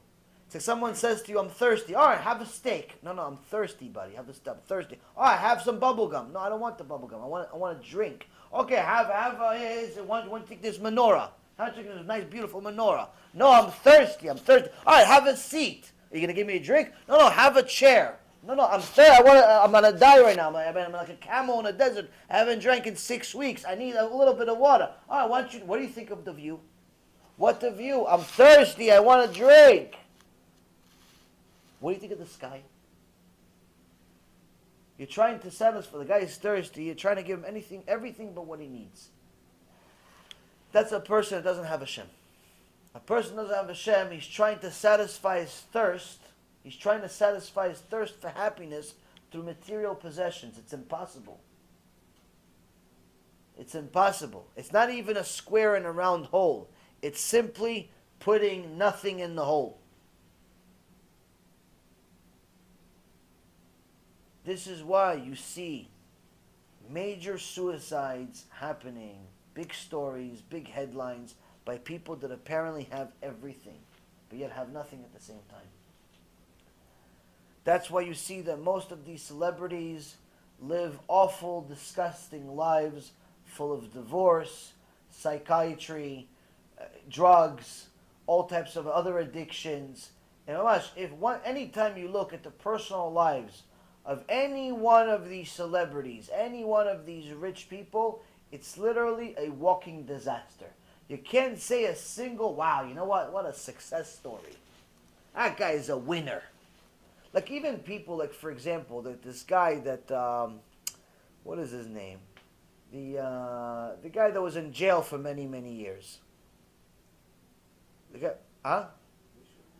No, Famous? Yeah, famous. The guy who was the president of the country. No, not Jewish guy. It was in Africa. Yeah. Nelson Mandela. Nelson Mandela. Now everybody's like, wow, what a Tzadik. He's so humble. He's a terrorist, by the way. That's why he went to jail. But he wasn't some Tzadik, really. He was a Rasha. He was a terrorist. He got thrown in jail because he was a terrorist. Not because he was, what a nice guy. Like people just think, oh yeah, he suffered in his life. He went to jail for 20-something years. That makes him a good person. No, it just makes him a criminal that went to jail and served his time. That's all it does. That's all. It's nothing. It doesn't change anything. Doesn't change anything. The way they personify these people is completely false. So anytime you see like the real details of the bios of these people, you see it's completely far from the truth. Like for example, one of the people that I thought my whole career, I thought was like role model, was Warren Buffett. Warren Buffett, when you see him on TV, he's like this nice old man that they personify him as like, oh, even though he has, I don't know, $1 zillion, it's $80 billion, he still eats a cheeseburger every day with Coca-Cola from McDonald's. And he still drives a $50,000 car. He still lives in a house that he built 50 years ago. Makes him look like he's such a modest guy and such a nice old man, and he's not really after money and so on and so forth. But when you actually look at his own words, forget other people, his own words, his whole success was one big failure. What? Failure of controlling his anger. Failure of controlling his ego. He succeeded a little bit and made some money early, and he wanted to start a business. He wanted to start something big, and he wanted to buy a company called Berkshire Hathaway, which at the time was a textile company. He wanted to buy it. It was a private company. And the owner initially agreed, but then he reneged on a deal. He didn't want it. He didn't want to buy it. So what a normal person does, if you want to buy something and they don't want to sell it to you, what do? You walk away. Simple. You walk away. You don't want to sell it to me. Okay, fine. I'll buy something else. Somebody else. I'm sure I can find somebody else to take my money. Somebody else is going to take my money. Warren Buffett wouldn't have it. No, I said I'm going to buy it, I'm going to buy it. And he forced the guy through a hostile takeover to sell him the company.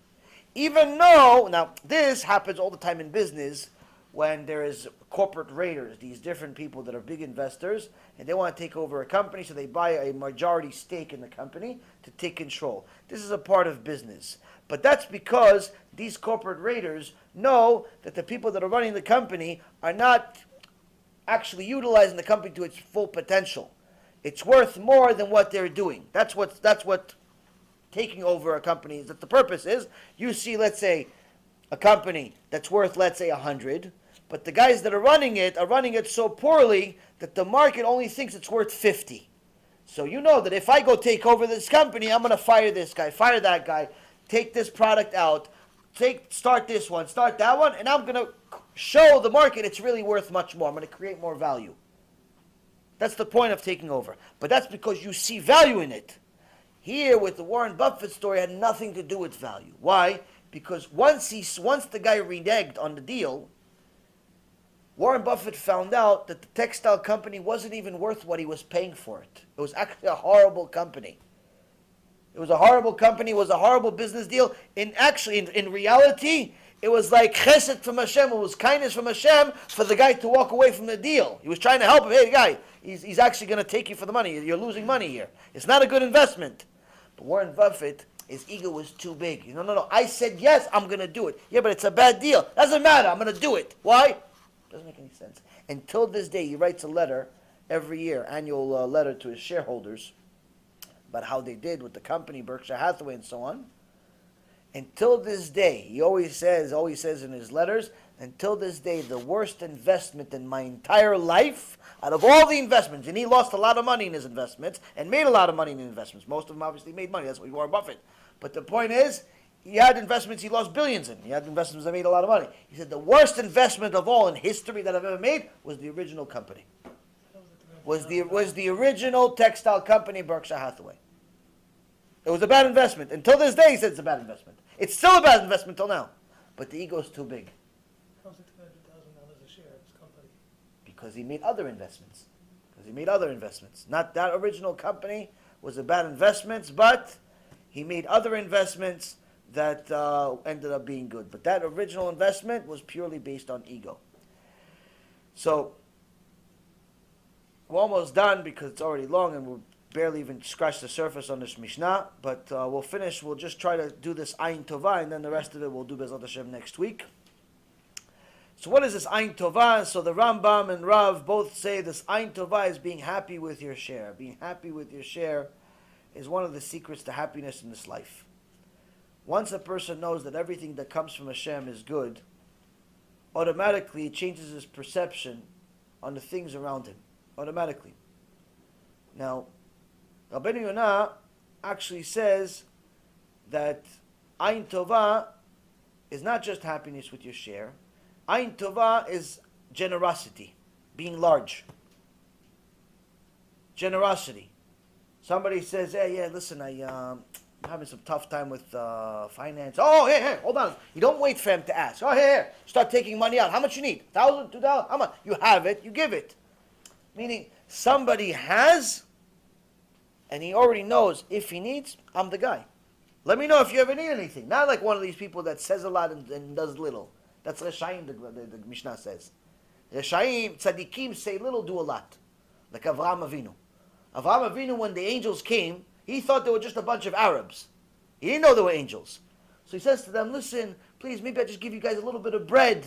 A little bit of bread. What kind of enticement is that? A little bit of bread. Tell me you give me a steak. Tell me you give me a big feast. No, just a little bit of bread. A little bit of bread I'll give you. And then what happens? He slaughters an entire cow, an entire bull for each one of them. Not a little bit of bread, an entire feast, a feast of kings. So what's the story? Why'd you say? You shouldn't have said, listen, guys, stick around. I'll make a whole feast for you. I got a bunch of cows, a bunch of bulls, a bunch of this, a bunch of that. I'll make you every type of meat you want. Shawarma, thisma, thatma, everything you want I'll give you. Alayno lagasi. What do you do? I'll give you a little bread. Why? Because tzadikim say little, do a lot. They don't say, no, listen. Once I close this deal, for sure I'm donating $1 million. For sure I'm donating $100,000. For sure I'm going to be your biggest donor. Those people say I'm going to be your biggest donor, they never donate $100. Why? Because already, if you really mean well, if you're really looking to do something good, you don't speak much. You don't speak much. Why?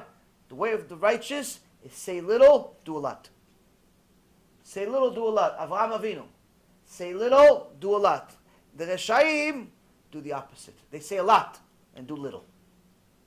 They say a lot and do little, and unfortunately many people say a lot Ooh, wow, how much they say a lot. They say a lot. But when it comes to giving, go ahead. Chavod. You do it. Go ahead. Go, I'll give you the mitzvah. I'll give you. No. The rabbi, you do the mitzvah. No. It's okay. I do enough mitzvah. Don't worry. I do enough mitzvah. You do it. Go ahead. Give. It's good for you. It's good for your neshama. It's good for you. I'm trying to help you out. I'm being like Rebbe. I'm trying to give you the mitzvah. Bechavod. Do the mitzvah. When it comes to doing the mitzvah, no. But where? You said you were going to give. Yeah, no, I give somewhere else. Where? Somewhere else. I'm one of those, I don't really like to share. I don't really like to share what I do. It's, where did you give? You gave your own bank account. What did you give? So, first and foremost, a person needs to know is that he needs to be happy with whatever he has. If he has a lot to give, he should give a lot. If he has little to give, he should give a little. Don't wait until you have a lot to give a lot. Because maybe you'll never have a lot. Or maybe the reality is Hashem wants you to be happy with what you have to the extent where you give the little that you have. To him, you giving $10 because that's all you have is like the guy that's giving $1 million. No different. Hashem knows how much you have. He gave it to you. Generally, the biggest donors are the ones that are not very rich. People that are not very rich tend to be the biggest donors in general.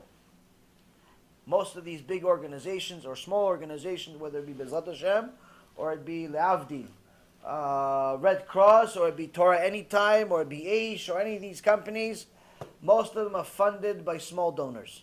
The 50, the 100, the 200, the 500, that's what funds them. Yeah, of course, there's the occasional guy that donates a lot more money, but the company, all of these big companies, all of these non-profit charities and so on, they run off of the small people. Why? Because the small people care. They care to give the donation, not necessarily their name. Whereas the big guy, he gives 100,000 and he spends 200,000 publicizing that he gave 100,000.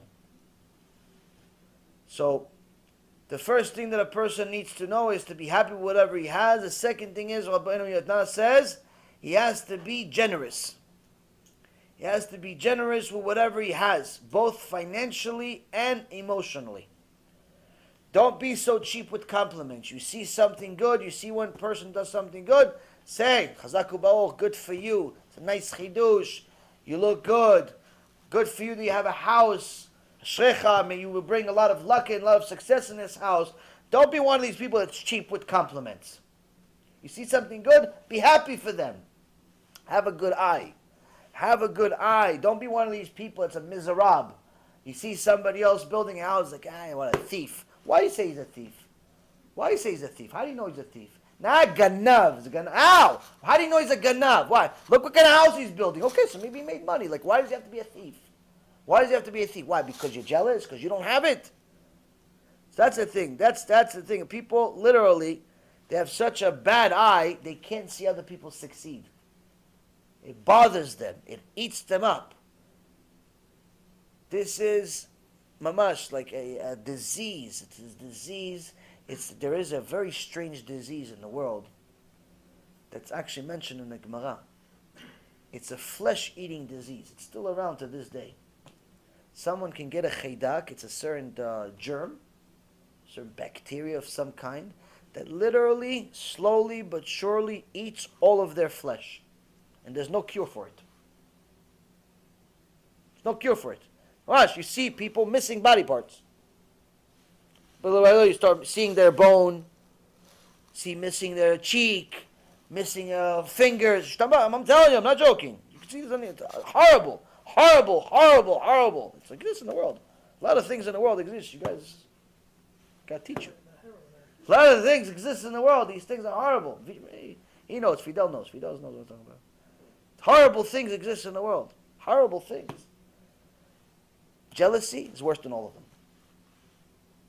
Jealousy is worse than all of these diseases. All of these cancers, AIDS, flesh-eating diseases, all of them. Jealousy is no cure for it, not only in this world, in the next world. At least if somebody suffers in this world and dies, Hashem Yachem, and it's cancer or some other disease, okay, it's this world. If you're a tzaddik, you're a tzaddikah, you have olam haba. But if you're jealous, you have no olam haba, you have no tchiyat hametim. Why? You're jealous, you think that you're a kofar. When you're jealous of a person, that means that you're saying Hashem made a mistake. He should have gave you the big house and not him. He should have gave you the wife and not him. When you're jealous, you're kofir ba'ikar. You're kofir in Hashem. You're heretic in Hashem. When you see another person succeeding, saying, Ashrecha, I'm happy for you. I'm happy for you. But be happy. And if you're not really happy, pretend to be happy until you become happy. But don't be jealous. It's a disease with no cure. It's a disease with no cure. You're never going to win. You're never going to win being jealous. All you're going to do is eat yourself up. Some people, every time their neighbor gets a new car, they have enough curses to write a new dictionary. But when they see the guys, wow, mabruk, nice car. In reality, in their heart, they're saying, hope you die in a car crash. Why? Because he has a nicer car than him. Because he has a nicer car than him. People are disgusting and jealous. One time there was a guy bought a new Jeep. On Jeeps it says 4x4. 4x4. Next morning, his brand new Jeep. He's so happy about his Jeep. Next morning, he sees somebody scratched into the car equals 16. The guy, misken, just bought this car, $50,000. Somebody just scratched it. You know, he said the 4x4 is like 4 times 4 equals 16. Oh, what an evil person. He takes it right to the car lot, says you got to paint it, you got to fix it. He goes, it's $600. Okay, $600. What am I going to do? I can't have this. Okay, so he fixes it, $600, gets the car a few days later. He's happy, Baruch Hashem, goes to sleep, wakes up the next morning, scratched, equals 16. Kaparat avonot. The guy is like, I can't believe it. What a misken, what a poor guy. All I want is just to park my car. What do you want for my life? Why do you have to scratch my car? He takes it to the lot. Again, same thing, $600. He goes, what should I do? He goes, obviously, this guy really hates you. So why don't you just do yourself a favor? Instead of every day you come here, every other day you're spending $600, just let me put, instead of fixing it with paint, let me just put some other pieces of metal that look like the numbers, and I'll put the sign, equals 16. He goes, you know what? You're a genius. Chidush. Nice. Ashrecha. Do it. How much? $1,000. No big deal. Go. Do it. No problem. Okay, so the guy, a couple of days later, he comes back. He has 4x4 equals 16. And he comes home. He goes, all right, I'm finished. I'm done with the dilemma. I'm done with this evil neighbor. He goes to sleep. He wakes up in the morning. Kaparat avonot. He sees the whole side of the car. Very good. Very good. Why? Some people are so jealous they cannot let another person enjoy a moment of their life. Some people are so jealous they cannot let another person smile without saying, there's probably something wrong with that. He stole it. He took it. He this. He that. Motzi Shem Ra. And by the way, the shiur that we did on Sunday, we saw that the root of Lashon Hara, what starts Lashon Hara, is jealousy. Why? You don't say Lashon Hara about somebody you're not jealous of. If the guy is dead, no one says Lashon Hara about the guy that's dead. Why? He's not competition anymore. If the guy has 3 heads, and you're not saying Lashon Hara about the guy has 3 heads. He's sick, miskin. If the guy is blind, you're not going to say Lashon Hara about a blind person. You're never going to see Lashon Hara about Stevie Wonder. You're never going to see Lashon Hara about Stevie Wonder. Even though he didn't exactly was a Tzadik in his personal life, most of the stuff he said himself. People didn't say anything. Why? The guy's like this, and he's looking, and you feel bad for him. He's blind. He's blind. You feel, even though he's very talented, and he lived a very full life, and so on and so on. The reality is you feel the guy's blind. He's like half dead. He's not enjoying real life. The guy that's poor, you don't say, poor, Lashon Hara about a poor guy. Why? He's already suffering enough. He's poor. He's scared. He lives in a garbage pail. Well, you don't say Lashon Hara about him. The dead guy, the blind guy, the poor guy. So what do we learn from here? Also, the guy doesn't have any kids. You don't say Lashon Hara about the guy who doesn't have any kids, Gemara says. Who do you say Lashon Hara about? Say Lashon Hara about the guy you're jealous of. Why? He's the only one that threatened you. The only one that's threatening you. The new woman that moved into the neighborhood, the new teacher that all the kids like, everybody says Lashon Hara about her. The new rabbi that everybody likes, everybody says Lashon Hara about him.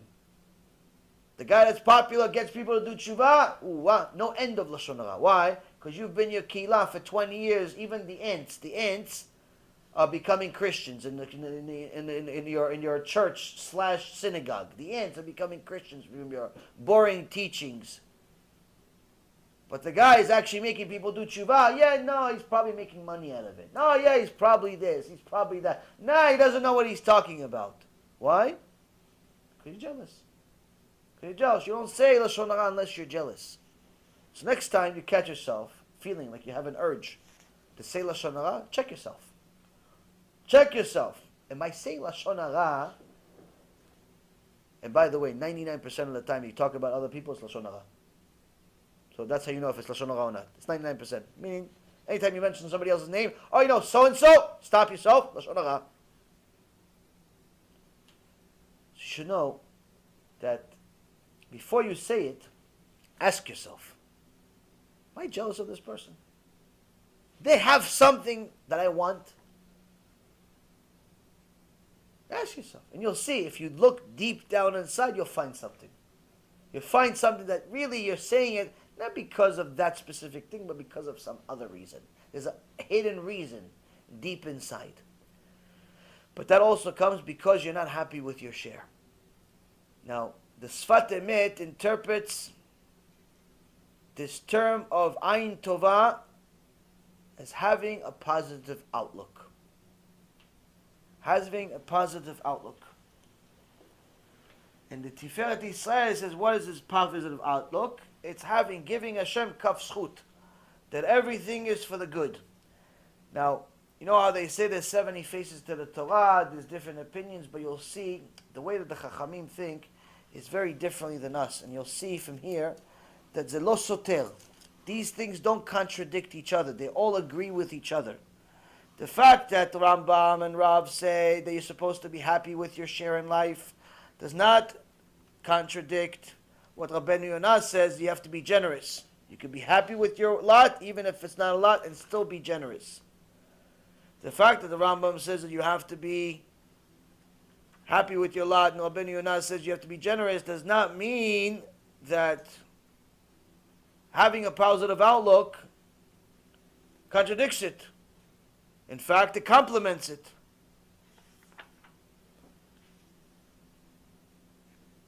But this last point I learned from Rabbi Ephraim, from the Ben Ish Chai, Chidush, on a Gemara that I read a few times, but I never got it. That's the difference between a Chacham and me.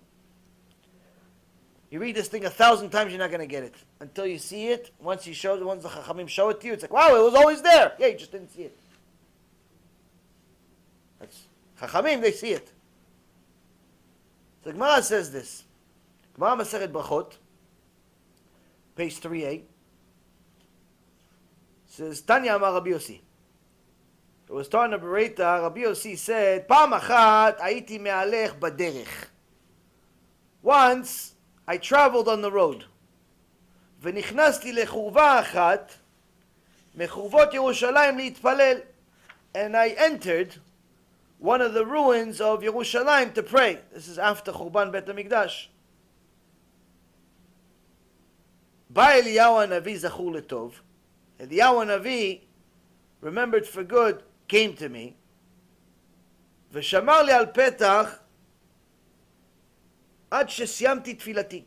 And he waited for me at the end of the ruin until I finished my prayer. Meaning he didn't interrupt him when he was praying.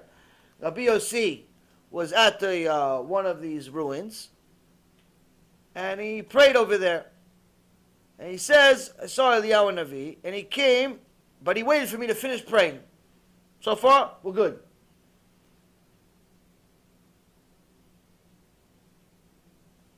לאחר שסיימתי תפילתי, אמר לי, שלום עליך רבי. After I finished my prayer, Eliyahu HaNavi said to me, peace be upon you, my teacher. אמרתי לו, שלום עליך רבי ומורי. Peace be upon you, my teacher and my master. אמר לי, Bni, mipnei ma nichnasta lechurva zot? He says, my son, for what reason did you enter this ruin and place yourself in a state of danger? What danger? As we learned from Sani a few weeks ago when he gave his chidush, 3 places that the Gemara says there's shedim, there's demons, one of them being in ruins, places of destruction. Places of destruction. So Eliyahu Navi tells Rabbi Yossi, what are you doing here? Why are you praying here? Don't you know you're putting yourself in danger? There's shedim here. It's a ruin, it's destruction here. What are you doing here? Put yourself in danger. Amarti lo litpalel. I came here to pray. ואמר לי, היה לך להתפלל בדרך. He said to me, you should have prayed on the road and not entered the ruin. Like what, you couldn't pray anywhere else? You are on the way anyway. You could have prayed somewhere else. Why are you praying here? אמרתי לו, מתיירא הייתי שמה יפסיקו בי עוברי דרכים. ואמר לי, היה לך להתפלל תפילה קצרה. I said to him, I did not pray on the road, for I was afraid that passerbys might interrupt me. And he said to me, you should have prayed an abridged prayer, like a shorter prayer. Shorter Shmoneh Esrei. This is the story. This story for the average person that's just learning Gemara, or even above average person that's learning Gemara, you look at the story, you read the story, and you have no idea why the story is in here. This is the oral Torah. That means that Judaism in its entirety, part of its foundation is the story. Meaning anything that's mentioned in Gemara is not just mentioned just because it's nice. Oh yeah, why? You like the story? Yeah, good for you. No, that's not the reason why the story is here. When Rebbe Kadosh started writing the oral Torah, he didn't write everything. Why? Because if he would write everything, the book would begin and never end. It would encompass the entire universe. So he minimized and he took certain things, much, much less than what it exists. Even the Gemara says, Masechet Avodah Zarah. Just the Gemara Masechet Avodah Zarah, the tractate of Avodah Zarah that Avraham Avinu had 4,000 years ago, was bigger than our entire oral Torah today. All of it. Just his one tractate was bigger than all of our oral Torah of everything to put together. Like you can't compare. So when Rabbi Kadosh, Rabbi Yehuda Nasi, when he wrote the Mishnayot, he minimized and he only included specific things. So why would you include the story, Ribono Shel Olam? Okay, so Rabbi Yossi wanted to pray. He went to pray at the Kotel. There's some ruins over there. He went to pray. Okay, Eliyahu Navi came, said, what are you doing? You should have prayed somewhere else. Okay, I should have prayed. I should have not prayed. Pray shorter. That's, you couldn't say in shorter. Like this, you actually spent, you invested several lines of the Gemara that all of Judaism is dependent on this story. Does it make any sense to anybody? Not until you're chacham like the Ben Ish Chai. When you're chacham like the Ben Ish Chai, you look at the words and you realize that a single word changes everything. 2 words, different world. 3 words, what? Olam haba. Every single word in the Torah is there for specific reasons. That's why people that learn real Rambam, really learn the Rambam, they don't just learn what he said. They learn how he said it. Why did he use the Aleph instead of the Hey? Because last time he used the A. Why did he use the Vav here, no Vav here? They learned the Rambam that's after the Gemara by almost 1,000 years. Not just what he said, but how he said it. Such was the wisdom of the Rambam. Even more so the Gemara. So the Ben Ish Chai that looks at this Gemara and he says, look at this genius. Look at what's being said here. Look at the chidush that he teaches us. Yishtabach Shemo La'ad. It has to do with this Mishnah. He says, look, the whole story is relatively simple. Rabbi Yossi, he's on the road, he's traveling, and he needs to pray. And instead of praying exactly where he was, like most people would do, he decides to go into the ruins and pray over there. Eliyahu Navi comes to him and he says, why are you praying over here? Don't you know there's shadim here? Don't you know it's dangerous for us? Don't you know it's dangerous? He says, no, I was afraid that passerbys, other people, would interfere with my prayer.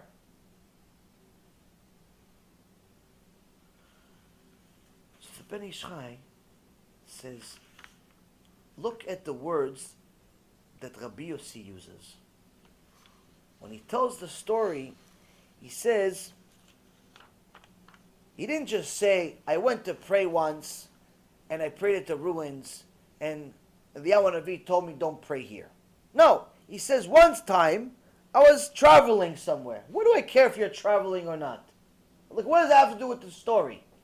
Just tell me, you went to pray, the Navi told you you shouldn't, you told him why you did it, finished. Well, the whole thing is one sentence. What does you traveling have anything to do with the story? Well, we have to minimize the words. Wisdom is told in less content. So here, the Ben Ish Chai says the chidush. He says, look at how he gives us the chidush. He says, Pa'am achat aiti me'alech baderech. One time I was traveling on the road. And later on, when he tells Eliyahu Navi, I didn't want people to interrupt me when I was praying. What kind of people? People that are passing by the road. Passing by the road. Wait a minute. You're traveling on the road and they're passing by. What's the difference? Why are both of you traveling, or why aren't both of you passing by? Why do you use me'alech on one end, and for them you use ovre? It's in essence the basic meaning is supposed to be you're both passing by. So the Ben Ish Chai says, when Rabbi Yossi, when I go do something, I think every single step that I take, this is exactly where Hashem wants me to be. If He wanted me to be somewhere else, I would be there. Because He doesn't want me to be anywhere else, I'm here. With that knowledge being present here and not all the way in the back of our head, I know that every single move that I make is Ritzon Hashem. So every single move, every single step that I take, I think, Baruch Hashem, I'm here. Why? I'm doing Ritzon Hashem. Yeah, but you're in a place that's not so good. No. What do you mean not good? Hashem wants me here. If He didn't want me here, I would be over there. But He wants me here, so I'm here. So I am taking advantage of the opportunity, and I'm fulfilling Ritzon Hashem with every single step by thinking about the journey and not about the destination. Why? Because the journey is actually the destination. The journey is the destination. Every step that I take, I'm traveling. I'm traveling. So Eliyahu, I came over here because I'm not scared of shadim or bad things. Why? Because I'm traveling, and every step that I take, every move that I make is a mitzvah. And there's a law in the Torah, everyone that's doing mitzvot has protection. Someone, Gemara Masechet Shabbat says, if you're doing mitzvah, you have protection from Hashem. You're not going to get hurt. So even though this is a dangerous place, it's a dangerous place for people not doing mitzvot. I'm doing mitzvah. How? Every step that I take, I know that's Hashem wants me to be here. Difficult, no difficult, up, down, lose money, make money, get married, get this. Everything is a mitzvah. I am traveling.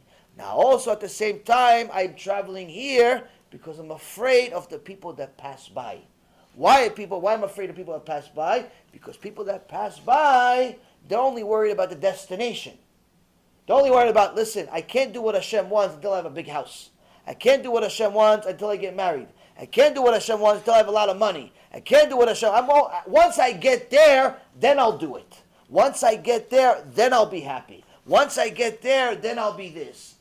They're only worrying about the destination. So their entire journey is a waste. They have an opportunity to make a mitzvah every second they're alive. They're wasting the whole time. Why? They're thinking about the destination, because they think that the destination is what Hashem wants from them instead of the journey itself. instead of the journey itself. So they're just passing by, missing out on all these mitzvot. And since they don't even know what they're doing, they would see me praying and it would bother me. They would interfere because they don't realize that I'm doing a mitzvah. They think I'm like them. They think I'm just passing by too. So I want to stay away from them. I want to come here because I know here I have protection.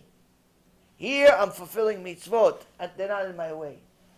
Here, Rabotai, the Ben Ish Chai tells us something extraordinary. He tells us that if you treat your life like you're just passing by, you're worrying about the destination constantly. You're worrying about it until you have money, until you get married, until you know this, until you finish all these books, until you do this, until you do that. In order to do Ratzon Hashem, you're missing out on entire life. You're missing out on happiness. You're missing out on everything in life. You're missing out on life. You're wasting your life. You're burning it. There's no point to your life. Why? You're worrying about a destination that you may never arrive to.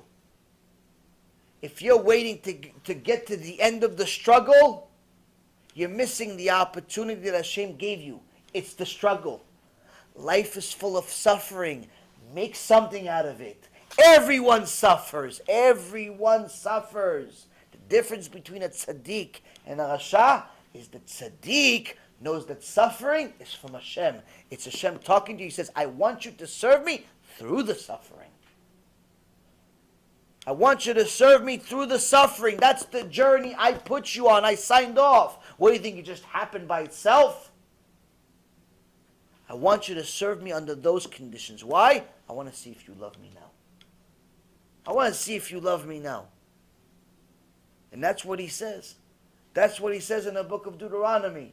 That's what he says in the entire Torah. The Ben Ish Chai is trying to teach us what Rabbi Yossi was trying to tell us in a very, very simple story. We can read it 1,000 times, but we're not Chachamim. We're never going to see what the Ben Ish Chai says. That's why when you make fun of the Chachamim, the Gemara says you're a donkey. Why? Because you're reading it like it's the same word. Passing by, traveling, same thing for us. English, speaking, it doesn't make a difference. Pass by, travel, to us, we can read 1,000 times, never get it. Why? We're not the Chachamim. We're not the Chachamim. But if we read what the Chachamim say, then we become Chachamim. If we read what the Chachamim say, then we become Chachamim. Then we see that a simple word, one word changes your life. It doesn't change the sentence. It changes your life. Why? Because right now you realize, me sitting here, I have a little pain on the right side. You know what? That's Ratzon Hashem. That's the will of Hashem. It's a mitzvah for me to think about Hashem through my pain. It hurts me. Baruch Hashem. Baruch Hashem, I have pain. Why? Because Hashem wants me to have pain. Baruch Hashem. Your struggle becomes mitzvah. Your suffering becomes mitzvah. And little by little, you're not struggling the same way. You may struggle physically, but not emotionally. You may struggle financially, but not emotionally. You may struggle with a lot of things, but it never affects that pure neshama that Hashem instilled in you. Why? Because the neshama knows that's the journey. That's the point. That's why I'm here. I'm just here traveling. I'm not here to pass by to go to the end of my life. I'm not looking forward to the end. I'm looking forward to the journey. That's the point in life, Rabotai. That's the point. That's what the Ben Ish Chai was saying. That's what Rabbi Yossi was saying. And that's exactly what these three Chachamim are saying. The Rambam, Rabbeinu Yonah, and the Sfat Emet. That's what they're saying. The Lo Soter. It doesn't contradict each other. He says, if you treat your life like you're traveling on a journey, that every step, good or bad, is an opportunity to serve Hashem, good or bad is an opportunity to fulfill a mitzvah, then of course you're going to be happy with your share.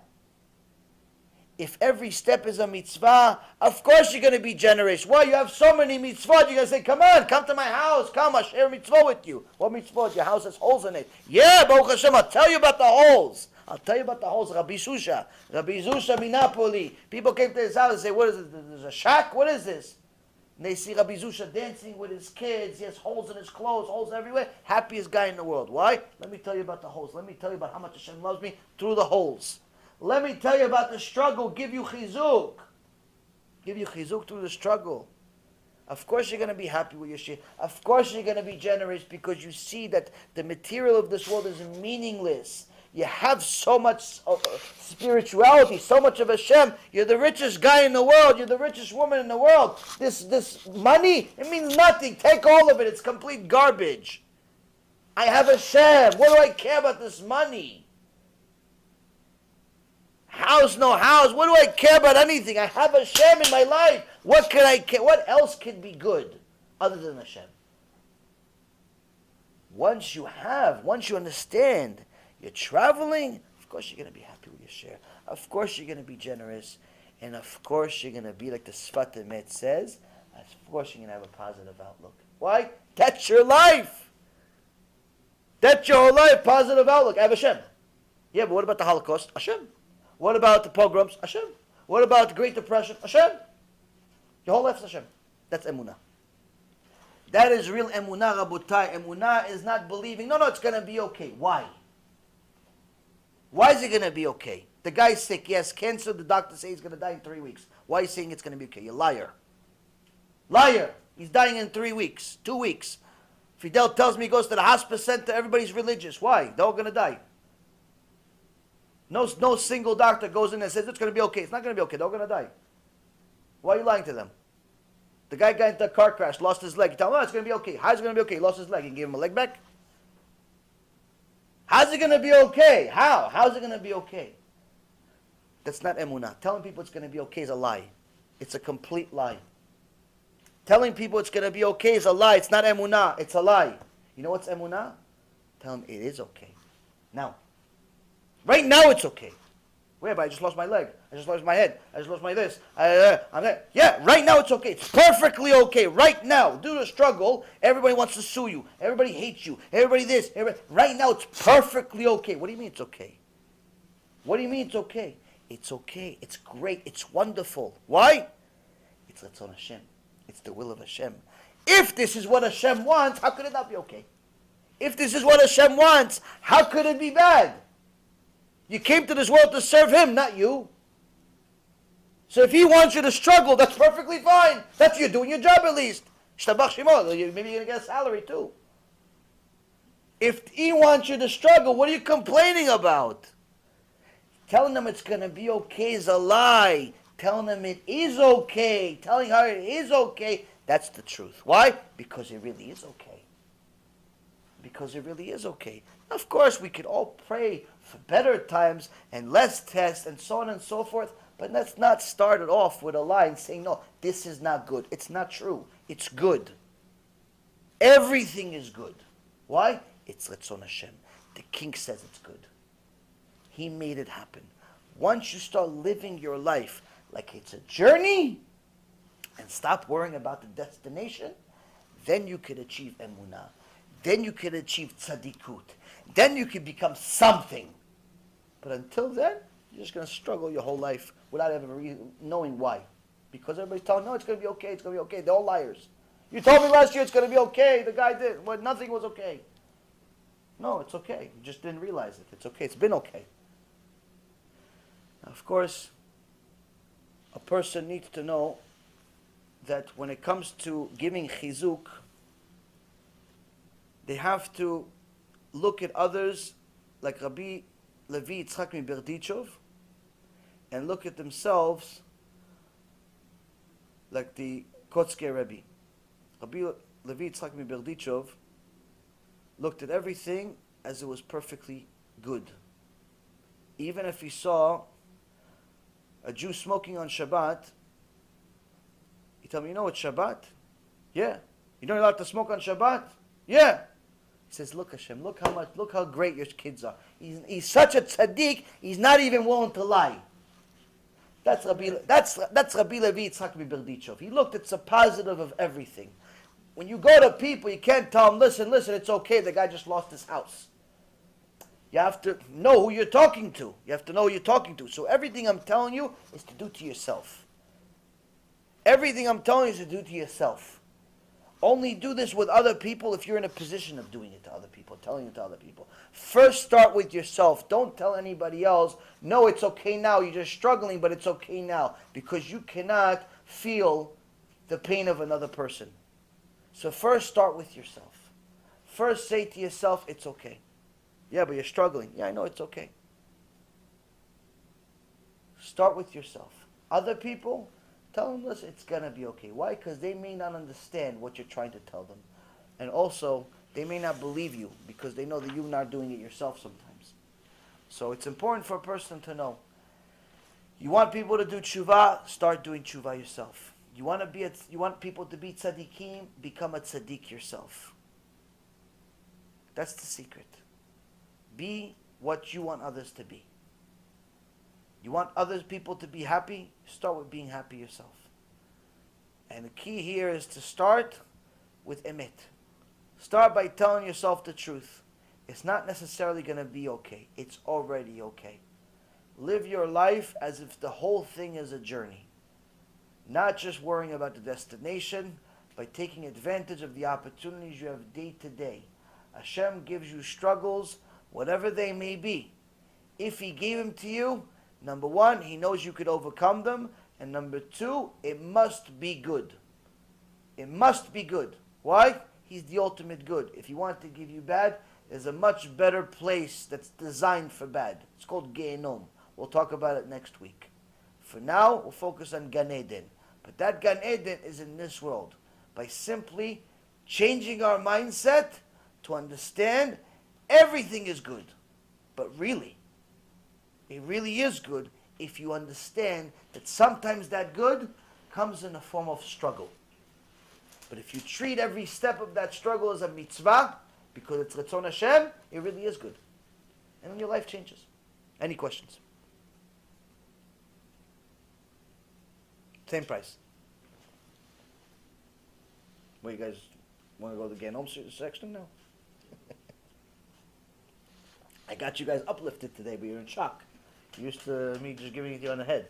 No, once in a while there's some good things. You need to be my psychiatrist. Psychiatrist. We'll try next week. So it's a different price. Different price. No. Let me ask you questions like, don't mind you with my dumb questions. Ask. How? What's the meaning of Balaam? Meaning? Yeah, the name. Meaning of the word? Yeah, what's the meaning? One of the commentaries that I know, it comes from the word bolea. Bolea is swallow. He wanted to swallow the whole world. He wanted to swallow. His whole life was full of desire and fulfilling his desire. It's like a person that eats and never stops. Just thinks about eating more and more and more and more. It's one of the things. So that's one of the places. What else? You had a question and then you ran away. Where do you go? The bathroom? What's the difference between the Rabbeinu Tam tefillin and the Rashi tefillin? The difference between Rabbeinu Tam and tefillin and Rashi tefillin is the order of the parashot. There's they both use the same words, same verses in the Torah, same paragraphs in the Torah, but the Rashi and his grandson Rabbeinu Tam disagreed on the order. One says this paragraph should be first, the other one says this paragraph should be second. They disagreed on it. There's some very unusual stories in Midrashim about that story. I think, if I'm thinking about it, apparently Hashem wants me to say it. Take it for what it's worth. I don't know what it means, but take it for what it's worth. When Rabbeinu Tam and Rashi were debating about the tefillin, Rashi said, "You're wrong." Rabbeinu Tam said, "You're wrong." And the Chachamim say, the story goes, that Rabbeinu Tam says, "No way, you're 100% wrong." He says, "Yeah, but," Rashi says, "Yeah, but we got this rule from Moshe Rabbeinu." He says, "No, you didn't get it from Moshe Rabbeinu. Let's ask Moshe. Let's ask Moshe." They brought Moshe Rabbeinu's neshama. They brought Moshe Rabbeinu's neshama and said, "Moshe, who's right?" Moshe Rabbeinu says, "Rashi is right. Rashi is right." Rabbeinu Tam says to Moshe Rabbeinu, "I'm sorry, Moshe, you're wrong. That's not Retzon Hashem. It's not Retzon Hashem. Hashem said different. I understand it from He looked at the sugya, at the complication. He says, no, this is not supposed to be it. It said that a bat kol came from Shamayim. Hashem says Rabbeinu Tam is right. Meaning that Moshe Rabbeinu and Hashem here giving their opinions to Rashi and Rabbeinu Tam. But we still go with Rashi. Why? Because that's how the Chachamim pasku la'alacha. We don't learn halacha from bat kol. We don't learn halacha from different neshamot coming to the world. But the significance that the Chachamim explain about the tefillin of Rabbeinu Tam is that literally when you lay the tefillin of Rabbeinu Tam on top of the Rashi, you have to do Rashi. It's not like one replaces the other. If you just do Rabbeinu Tam, you're not fulfilling the mitzvah. So after you do it, it's the second pair of tefillin. After you use it, it's as if you are laying the same tefillin as God. Balaam says that Hashem also lays tefillin every day. Hashem also lays tefillin every day. Whatever that means, again, this is hard to understand because Hashem has no body, no image of the body, and so on and so forth. But that's what the Gemara says. If it wasn't said, then we wouldn't be allowed to say it. But the point is that when a person lays the tefillin of Rabbeinu Tam, he's in essence doing the same thing as what Hashem is doing. So it has a very, very big significance, and that's why Rabbi Ovadia and other Chachamim say that even though we don't do a blessing on Rabbeinu Tam tefillin, you should still lay them every day and fulfill that mitzvah. It has a very, very big mala. Mishnah says it's even much higher than the regular ones, because we can't have kavanah to bless on them because we have filthy minds. It's another chidush. Yeah. So, yeah. You know, there's a lot of Chachamim talk about it a lot. Many of the Chachamim do it. What about Generally. people do two at the same time? Okay, so the way that I learned from my rabbi, the way that I know that Rabbi Ovadia, I believe, did it and teaches it, is to do it separately, not to put both tefillin at the same time. You do Rashi, Shema Yisrael, complete Amidah. You take off Rashi, and then you put Rabbeinu Tam, no blessing, and you do Shema Yisrael again. You say Shema Yisrael again, but you don't do the part about the tzitzit. So it's only the first part of Shema Yisrael, and then you continue with the rest of your prayer. So you do Shema Yisrael twice in your prayer pretty much, which means that you're not going to be in line, in sync with the rest of the Keilah. The rest of the Keilah probably already left and almost finished their prayer, but that doesn't matter to you. Don't you do the whole Shema Yisrael with Rabbeinu Tam? No? No, just the Shema Yisrael up to the tzitzit part. Up to the tzitzit part. Hashem and Moshe le'emor. The Bnei Yisrael up to that part. Don't do the tzitzit part. So you do that, and that's your Rabbeinu Tam, and you keep him on until the end of prayer, or if you're in a hurry, you could take him off. But point is that's what you're supposed to do. But here's the thing. In regards to Rabbeinu Tam and some of these other things, like wearing a woolen tzitzit, or the blue string with tzitzit. I don't even count the blue string as tzitzit because none of the Gedolei Hador wears blue string. But anyway, all of these things that are on top, above and beyond, I don't recommend them for people that are starting out, that are still within their first couple of years, even within their first 5 years of doing tshuva. Unless they're really, really serious people and they've already learned all the halachot, what has to do with it, and they're really big learners. Average person, focus on the basics. Don't put too much on yourself where you just started laying tefillin a year ago, and now you're going to put 2 pairs of tefillin. You're putting too much on yourself. Start with one, master the one, do one. It's perfectly fine. You're still fulfilling the halacha. And then once you perfected that, a few years down the road, then we start going into Rabbeinu Tam and so on and so forth. Same thing with other things. People like to focus on the exterior because it makes them look religious. It makes them look, more than what they are. You see sometimes people walking around with the tzitzit outside, and they walk around with the tzitzit outside. Now, that's perfectly fine. I do it also. But, Baruch Hashem, I've made a choice in my life to live a life of Torah from morning till night. I don't do anything else. Now, another person that's wearing tzitzit outside, but he's in a casino, is simply a ksil, is a fool. Like, your clothing has to match the actions. The clothing has to match the actions. If you're stealing in your business, don't wear the tzitzit outside. Hide it, actually. It's better people don't know you're a Jew. So it's important to a person to make sure that the outside matches the inside. And we don't look more than what we are. Like a lot of people, as soon as they do tshuva, they grow a beard. Generally, as I've said it in previous lectures, generally I don't recommend people grow a beard for at least a year to 2 years after they've done tshuva completely and they keep everything. And the reason why is because you wearing a beard, unfortunately, in today's world, makes you look more than what you really are. And you're not. You're simply not. You could wear a beard. It's not a sin. It's not even a mitzvah, actually. It's chassidut to wear a beard. But it's not, don't wear a beard and think that you're more religious. A lot of these guys wear a beard in na'amei ha'aratzot. They don't know anything. But people call them, hey, kvod harav, kvod harav. Everybody has a beard. It's called kvod harav. Herzl looked like a big rabbi. Herzl looked like a very big rabbi. He was a rasha. But the point is, a lot of times you go to the Knesset, you wear a beard. All the secular guys with no beard, like kvod harav, kvod harav. What kvod harav? I barely know Shema Yisrael. Why? I have a beard. So that's the thing. Don't grow a beard right off the bat. You just started doing tshuva. You just started converting. You just started doing anything. Don't do it to yourself because you're making yourself look more than what you really are. Now I'll tell you something personal, just so you understand that I'm in the same boat as you guys.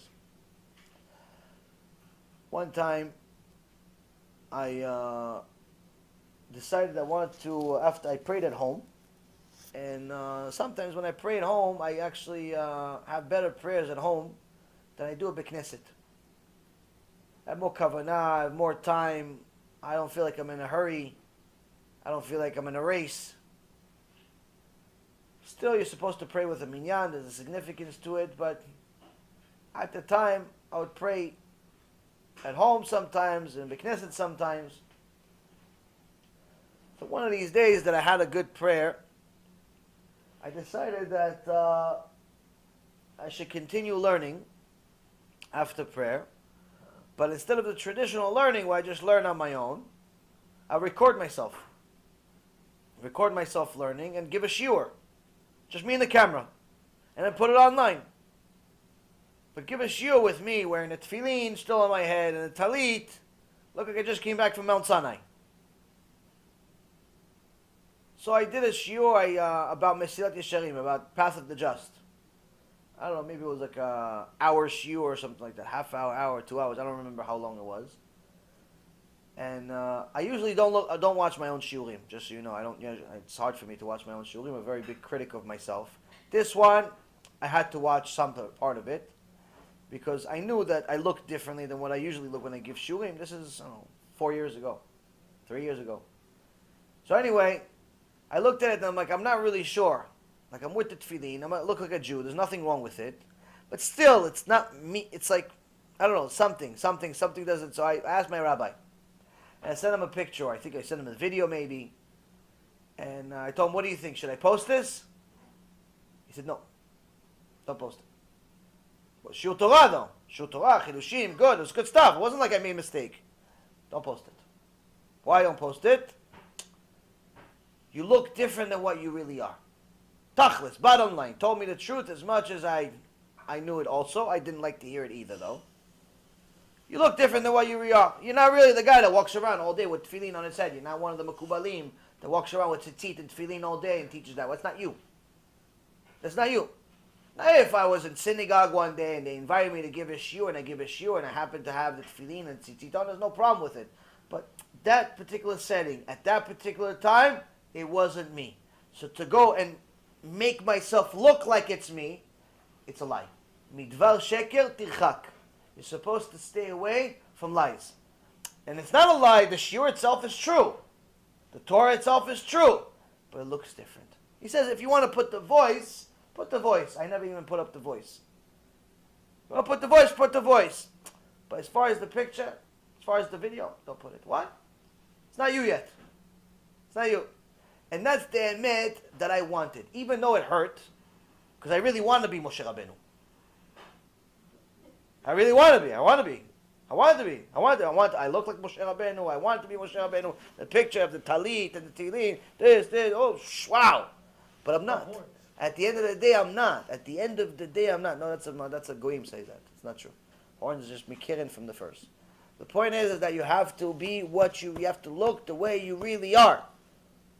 Now, I'm not saying if you really are secular, then you be secular. You should look at Tzadik. You should be modest and so on and so forth. But it means don't look more than what you are to too much. Don't carry it too far. You're wearing a beard, but you're still Mechalil Shabbat. You're wearing a beard, but you still don't even know the Yisur of Gama Brit. Relax. Take it easy. Look what you really are. Don't pretend like you're something else. Because what ends up happening, and I tell this also a lot of times, I tell it to people, they ask me, oh, listen, I'm in the process of converting. Can I wear a kippah? I say no. Can I wear, most people, I tell them no. Can I wear a tzitzit? No. Don't wear a tzitzit, don't wear a kippah. You're converting. Once you convert, wear a tzitzit, wear a kippah. Right now, don't convert. Most of the time, I tell them that it's okay to start doing it in the last stage. Once they're like a month, 2 months, 3 months away from converting, then they can start wearing kippah, tzitzit, and so on, because already at that point, they have to start keeping the mitzvot almost 100%. But when you're already in day one, you just contacted me, or we're only within a couple of months into it, and you ask me if you should do it, I tell you no. And the reason why is because, first and foremost, you're far from converting. You're at least a year, 2 years, 3 years, I don't know, depending on the person, how far you are from converting. So you're misrepresenting yourself. You're presenting yourself as if you're a Jew already. You're not even close. That's number one. Number two, you don't even know why we wear them. You don't even know why we wear them. Why are you going to wear a hat on your head if you don't know why you're wearing a hat? Why are you wearing a bunch of strings around you if you don't even know why you're wearing strings? Why? So you can look it? You're a liar then. You're not a Jew. We don't want you as part of Am Yisrael. The third reason is I only found out through experience. The people that end up looking Jewish too early end up not converting. The people that look Jewish too early, like the women that put on kisui rosh, mitpachat and everything, and they change their dress, and they come to the shulim and so on, but already, right off the bat, they don't always end up converting. The guys are even more problematic. The guy's second shiur, he's already wearing a kippah on a daily basis, tzitzit, everything, because they don't have a yetzarah. It's not like you have to beg you every week to wear tzitzit. It's like people, they don't have a yetzarah. They don't have a yetzarah, so they wear tzitzit right away. They wear kippah right away. It's not like some people. So what happens? They get too comfortable. They already feel Jewish. It's a false feeling. They feel Jewish. So they say, what do I need to convert for? I could look Jewish, I feel Jewish, but I can still drive on Shabbat. I can still eat a little bacon, egg, and cheese once in a while. It's not a sin. It's not a sin. Bacon, egg, and cheese with tzitzit. That's a problem. That's a very serious problem. So that's why you have to be careful. You have to be careful of misrepresenting. When you're something, represent something. You represent something else. It's important to know. It's important to know that you have to be honest. Because everything starts with honesty. If you start with a lie, the whole thing is ruined. Next. Good question. Got everything? He's always quiet. You're expecting to talk. Do you talk more than him? Why never with tzitzit now? He barely talks. He's like a mime. Similar? Also. It's good. It's actually people that are quiet are usually wiser. It's good. Just a quick clarification for bracha, especially for like if you're eating a meal with all the different food groups, Amatzi, and you have Adama, and there's a note. Now the after meal blessing, let's say you have all these, so you have to do the Amazon. So you have to do after the Amazon, you have to do the Amikia and then the Pashut, or just the Amazon? Good question. So as far as when you eat multiple types of food, the question is how many first blessings do you have to do? How many second blessings do you have to do? Now if you're having a meal that has bread in it, then everything in that meal that's traditionally part of a meal is covered by the motzi. So all you have to do is the first blessing of motzi for the bread, and that will cover the juice or I don't know, Coca-Cola or water that you're drinking. That will cover the steak or the meat or the pasta.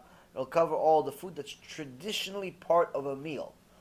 Now, if you decide that you want to eat watermelon at the end of the meal, or some type of dessert like a cake or something, that is not traditionally part of a meal. That will require a separate blessing. So watermelon would be adama, a cake or cookie would be a mezonot, or sometimes shakol if it's a different type of cake or cookie. Now, the last blessing, on the other hand, the Birkat HaMazon will cover them. The Birkat HaMazon will cover them. So, it's some are a little more stringent, and it will even say that you should do a separate blessing for those few things. That you bless the first blessing different, but there's a more opinion that Birkat HaMazon covers all of them. Now, if you ate multiple types of food, but they did not, you don't have bread. So, for example, you eat a piece of chocolate and then water. First, you could do one shakol for both of them. If you have kavanah, to mean for all the things that are relevant to shakol. If you're going to have a cookie, then you do mezonot. If you have a banana, then you do adama. If you do an apple, then you do etz. But as far as the ending blessing, you have to do it for the ones for the appropriate ones. If you ate a mezonot, then you have to do the last blessing ala mechia. If you ate, you drank tea, let's say, you do borei nefashot. So each one. That book that I told you guys, Birkot Eliyahu, has all the details of the blessings, even more details than what I'm telling you now in that book, with the actual blessings themselves, and also has the transliteration of the blessing. So not only does it tell you the blessing, and it tells you the translation of the blessing, but also gives you the transliteration of the blessing. And then if you go to the middle section of the book, you see each food. It gives you a picture of the food, and it tells you what's the first blessing, what's the second blessing. But also you'll see little footnotes. Little footnotes next to some of them. You'll see a little number next to some of them. If you go to the back of the book, you'll see what that number means. And it's explanation of why it's this and why it's that. There's certain things, like for example, rice is mezonot. Rice is mezonot. Now if you eat cake, it's also mezonot. But if you once you finish the cake and you do the last blessing, then it's ala mechia. But with rice, it's not ala mechia. Rice is an exceptional case. So in the back of the book, it'll tell you exactly why is this the case. You do actually the same blessing that you do shakol as the ending blessing for rice. But again, if the rice is part of a meal that you had bread, then you do Birkat HaMazon that covers everything. So it's important. That book is a very good book to go over halacha and also to understand exactly why and who and what and when. It's a type of book that doesn't sit on the shelf. It sits on the coffee table or on a dinner table. Because you're always going to want to use it for different types of foods. You always want to make sure. A woman came to Rabbi Yehuda Alav Shalom one time, and she told me, for the Rab, I had a dream last night, very, very unusual. And he says, what kind of dream? What happened? He says, last night some guy came to me in a dream. I don't know this guy, I never saw him in my life. But he told me, thank you very much for making a blessing on the cucumber. You helped me. He goes, who are you? She said, I was the neshama that had to come back in a gilgul, because I made sins. I had to come back in a cucumber. So I was waiting for years for somebody to eat me after they made a blessing, because that will help my neshama go a little higher and eventually maybe be completely fixed. So, okay, there's one problem. You could have done a better job. She goes, wow, I had kavanah when I pray. I said, Baruch atah Hashem, Elokeinu melech haolam, she'akol nהיה midvaro. She goes, yeah, that's the problem. You did the wrong blessing. You did the wrong blessing. You're supposed to say, borei prei adama. If you would have done borei prei adama, I would have completed my tikkun. So, thanks, but no thanks. So she came to the Rabbi Yehuda. She goes, could this be true? He says, it's true. Your dream is emet. It's 100% emet. Your dream is emet. And what Hashem, why did it happen to me? Why do people eat apples and oranges all the time? These dreams don't happen to them. It's because Hashem is telling you, you have to go learn. You have to do tikkun yourself now. You have to do tshuva. Why? You have to go learn the halachot of brachot. What to bless, who to bless, why. Imagine You live a whole life, 70, 80, 100 years, you build buildings, you have a family, you have kids, you have this, you have that. You go up to Shamayim and they tell you, oh yeah, you didn't know how to bless things, you have to come back as an orange. Imagine you lived a whole life, you have to come back as an orange. Orange, you have to come back as an orange, you have to wait for a Jew to eat you. Eat me, eat me. Shem Echem. What if a Jew doesn't eat you? And Jew doesn't eat you, halach alech. You have to come back as another orange. Come back as another orange, maybe a cucumber. Maybe a fistuk. Pistachio. Fistuk. Shem Echem. What do you guys think? It's a joke? That's why the Gemara means, when it says that if a person saw all the neshamot next to him, he wouldn't survive. Why? He'd pick an apple and he'd see the neshama of his grandfather in the apple. He's about to eat. Imagine, he's about to eat an apple, he sees a neshama of a cousin, just died last week. He sees it in the apple. Imagine that, you're never going to eat. No apples, no oranges, no cows, no nothing. You're going to die from hunger. Why? You're scared to death to eating your friends. That's why the Gemara says it's good that you don't see the truth. It's good. It's good you don't see the truth. That's the chesed of Hashem. But in reality, everything has something in it. I'm sure that people don't like this, that. Some people love this mysticism. Some people hate it. The reality is, Rabotai, nothing in this world exists without Hashem signing off on it and putting some reason for it, some purpose in it. If we understand that, then we can enjoy the journey, even if the journey is full of suffering. Because once you understand it's the journey, it's no longer suffering. It's not the same thing. It's just work. It's work. I came to work.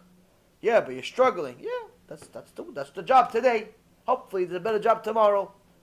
Sometimes you have to work on the crane. Sometimes on a tractor. Sometimes you have to give the boss a ride. Sometimes you have to make coffee for people. Hashem says, sometimes you have to build me a building. Sometimes you have to fill the minyan up. Sometimes you have to learn. Sometimes you have to be sick. Sometimes you have to get married. Sometimes you have to take the kids to the park for a little bit so they can see that it's okay. You could actually breathe some air. You have different positions in the world. Stop complaining. That's life. That's life. Life is work. Adam la'amal yulad. Job says a person was created, brought to this world to work. Work what? Work for what? Work for ExxonMobil? Work for AT&T? Work for Hashem. Work for Hashem. B'seder Rabotai, B'ezrat Hashem, we're going to have another shiur on Sunday. Sunday we have a special shiur on Sunday for Tisha B'Av. Tisha B'Av begins Motzei Shabbat. You begin the fast Motzei Shabbat, so make sure you eat and drink plenty, especially drink plenty before the fast begins on Motzei Shabbat. This is an obligatory fast, no different than Yom Kippur. So unless you're sick with a serious sickness and you have an eter from a Rav, you have to fast. There's no bathing, there's no eating, there's no drinking, there's no intimacy with your wife, and there's also no rubbing oils or creams on yourself, there's no brushing your teeth. You have to make sure that this is a time that you mourn. If you don't mourn, then you're missing the point. So if you're going to read in the Bekneset, you're going to read Megillat Echa, the Book of Lamentations. Please, do me a favor, do yourself a favor, read it in the language you understand. Because if you're reading it and just making sounds, and you don't understand a single word of what's being said, then you're not going to cry and you're wasting an opportunity to do a mitzvah. You're supposed to cry during this Chag. If you don't cry, that means you don't know what actually happened. So, if you didn't pick it up yet, go to the store tomorrow, go pick it up. Pick up something that says Megillat Echa in English. Art Scroll has plenty of them. All these stores have them. Go pick it up, at least have that. Maybe that's something you could read with some commentary during the Chag.